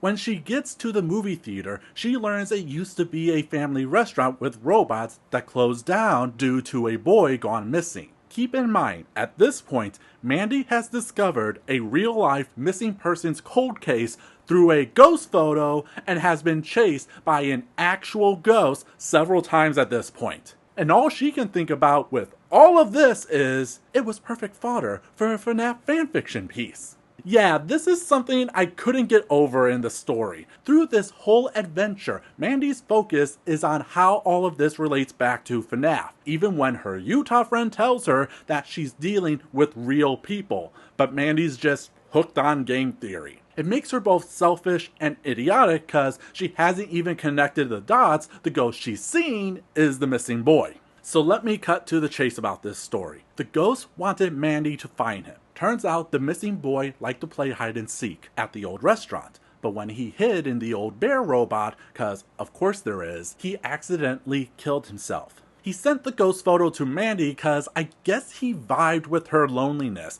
cause her parents are always away on business, she's bullied at school, and she misses her baby brother who died prematurely. Where she then discovers the robot bear in the back room of the movie theater and through the smell discovers the body. So did no one else know to smell in this story?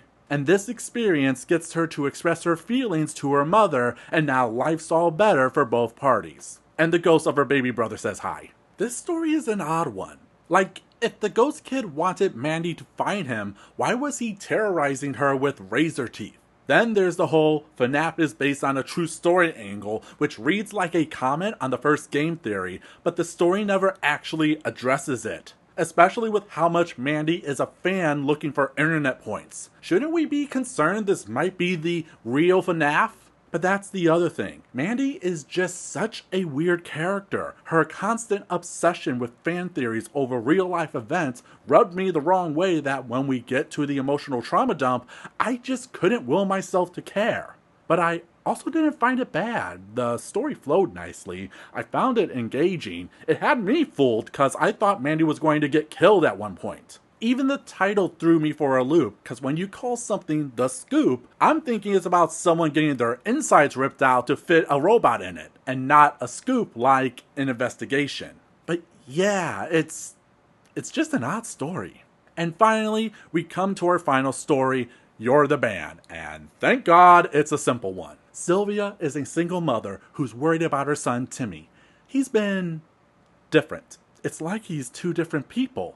He's been interested in the closed down Freddy's restaurant. Girl, your son is like 7. How is he already into true crime? So for his birthday, she finds an authentic Freddy mask that smells weird, and now he's saying the darndest things. Like, he was there when the murders happened, and he has no reason to hurt his mommy. Add a strange shadow and a creepy dude asking her questions, and a very drawn out process of there's something wrong with Timmy. Like, it really gets boring after a while till we get to a very rushed and convoluted ending, Jesus Christ. See, the strange man is named Mike, who's a security guard at Freddy's. He reveals the mask is a faceplate of Freddy the Bear that got stolen, and now the spirit that lives in it has possessed Timmy.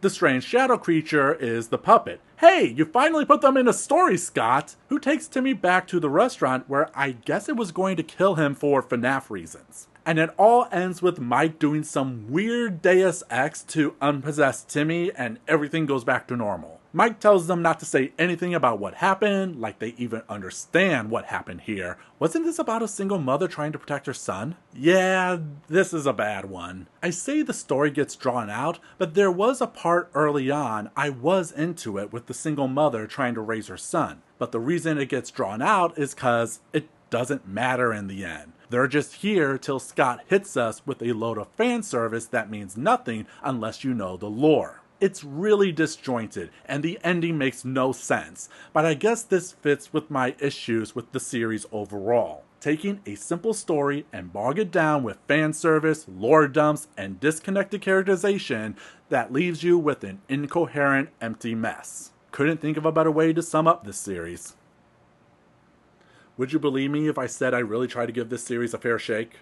I promise, I tried. When you read Scott's bio, it mentions that he first and foremost sees himself as a storyteller at heart. At one point, I was going to be very passive-aggressive and say something along the lines of, I think he believes that. But that's not fair and just mean. Scott is a storyteller, and his storytelling has kept me invested in FNAF for the last 10 years, for better or worse. As I've taken the time to digest everything I've read, I've been trying to find the best words on what my hangups and critiques are. And if I were to boil it down, I think it would be conviction. Whether it's to keep the mystery going or to not upset the fan base, FAZBEAR Frights has a lack of wanting to stand on its own or be something unique. I will never understand why Larson had to be our main point of view character when he's blander than unbuttered toast, and Arthur from Room 1280 would have been a better fit to give the story actual weight. Why Andrew just gets dropped in the most unceremonious way,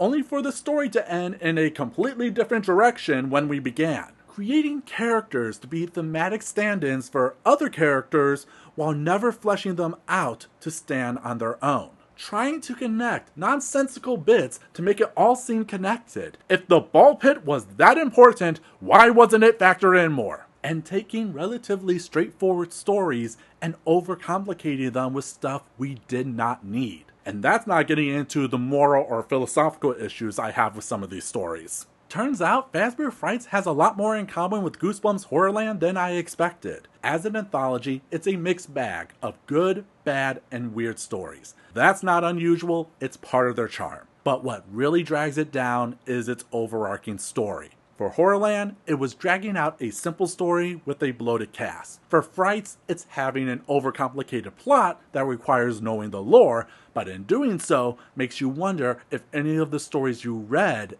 actually matter. That's what I mean by conviction.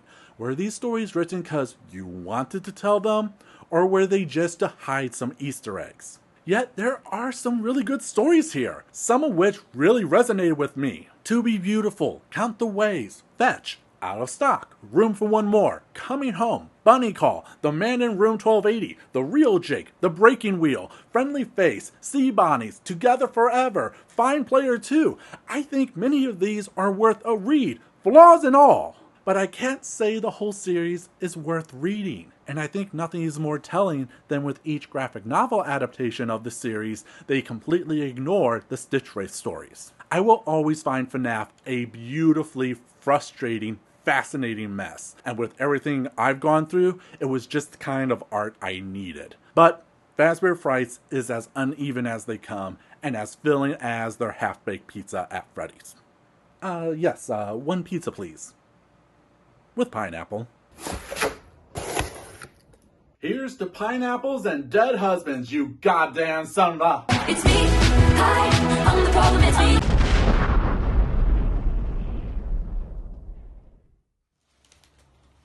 Danica. So weird. Are you filming him? Yeah.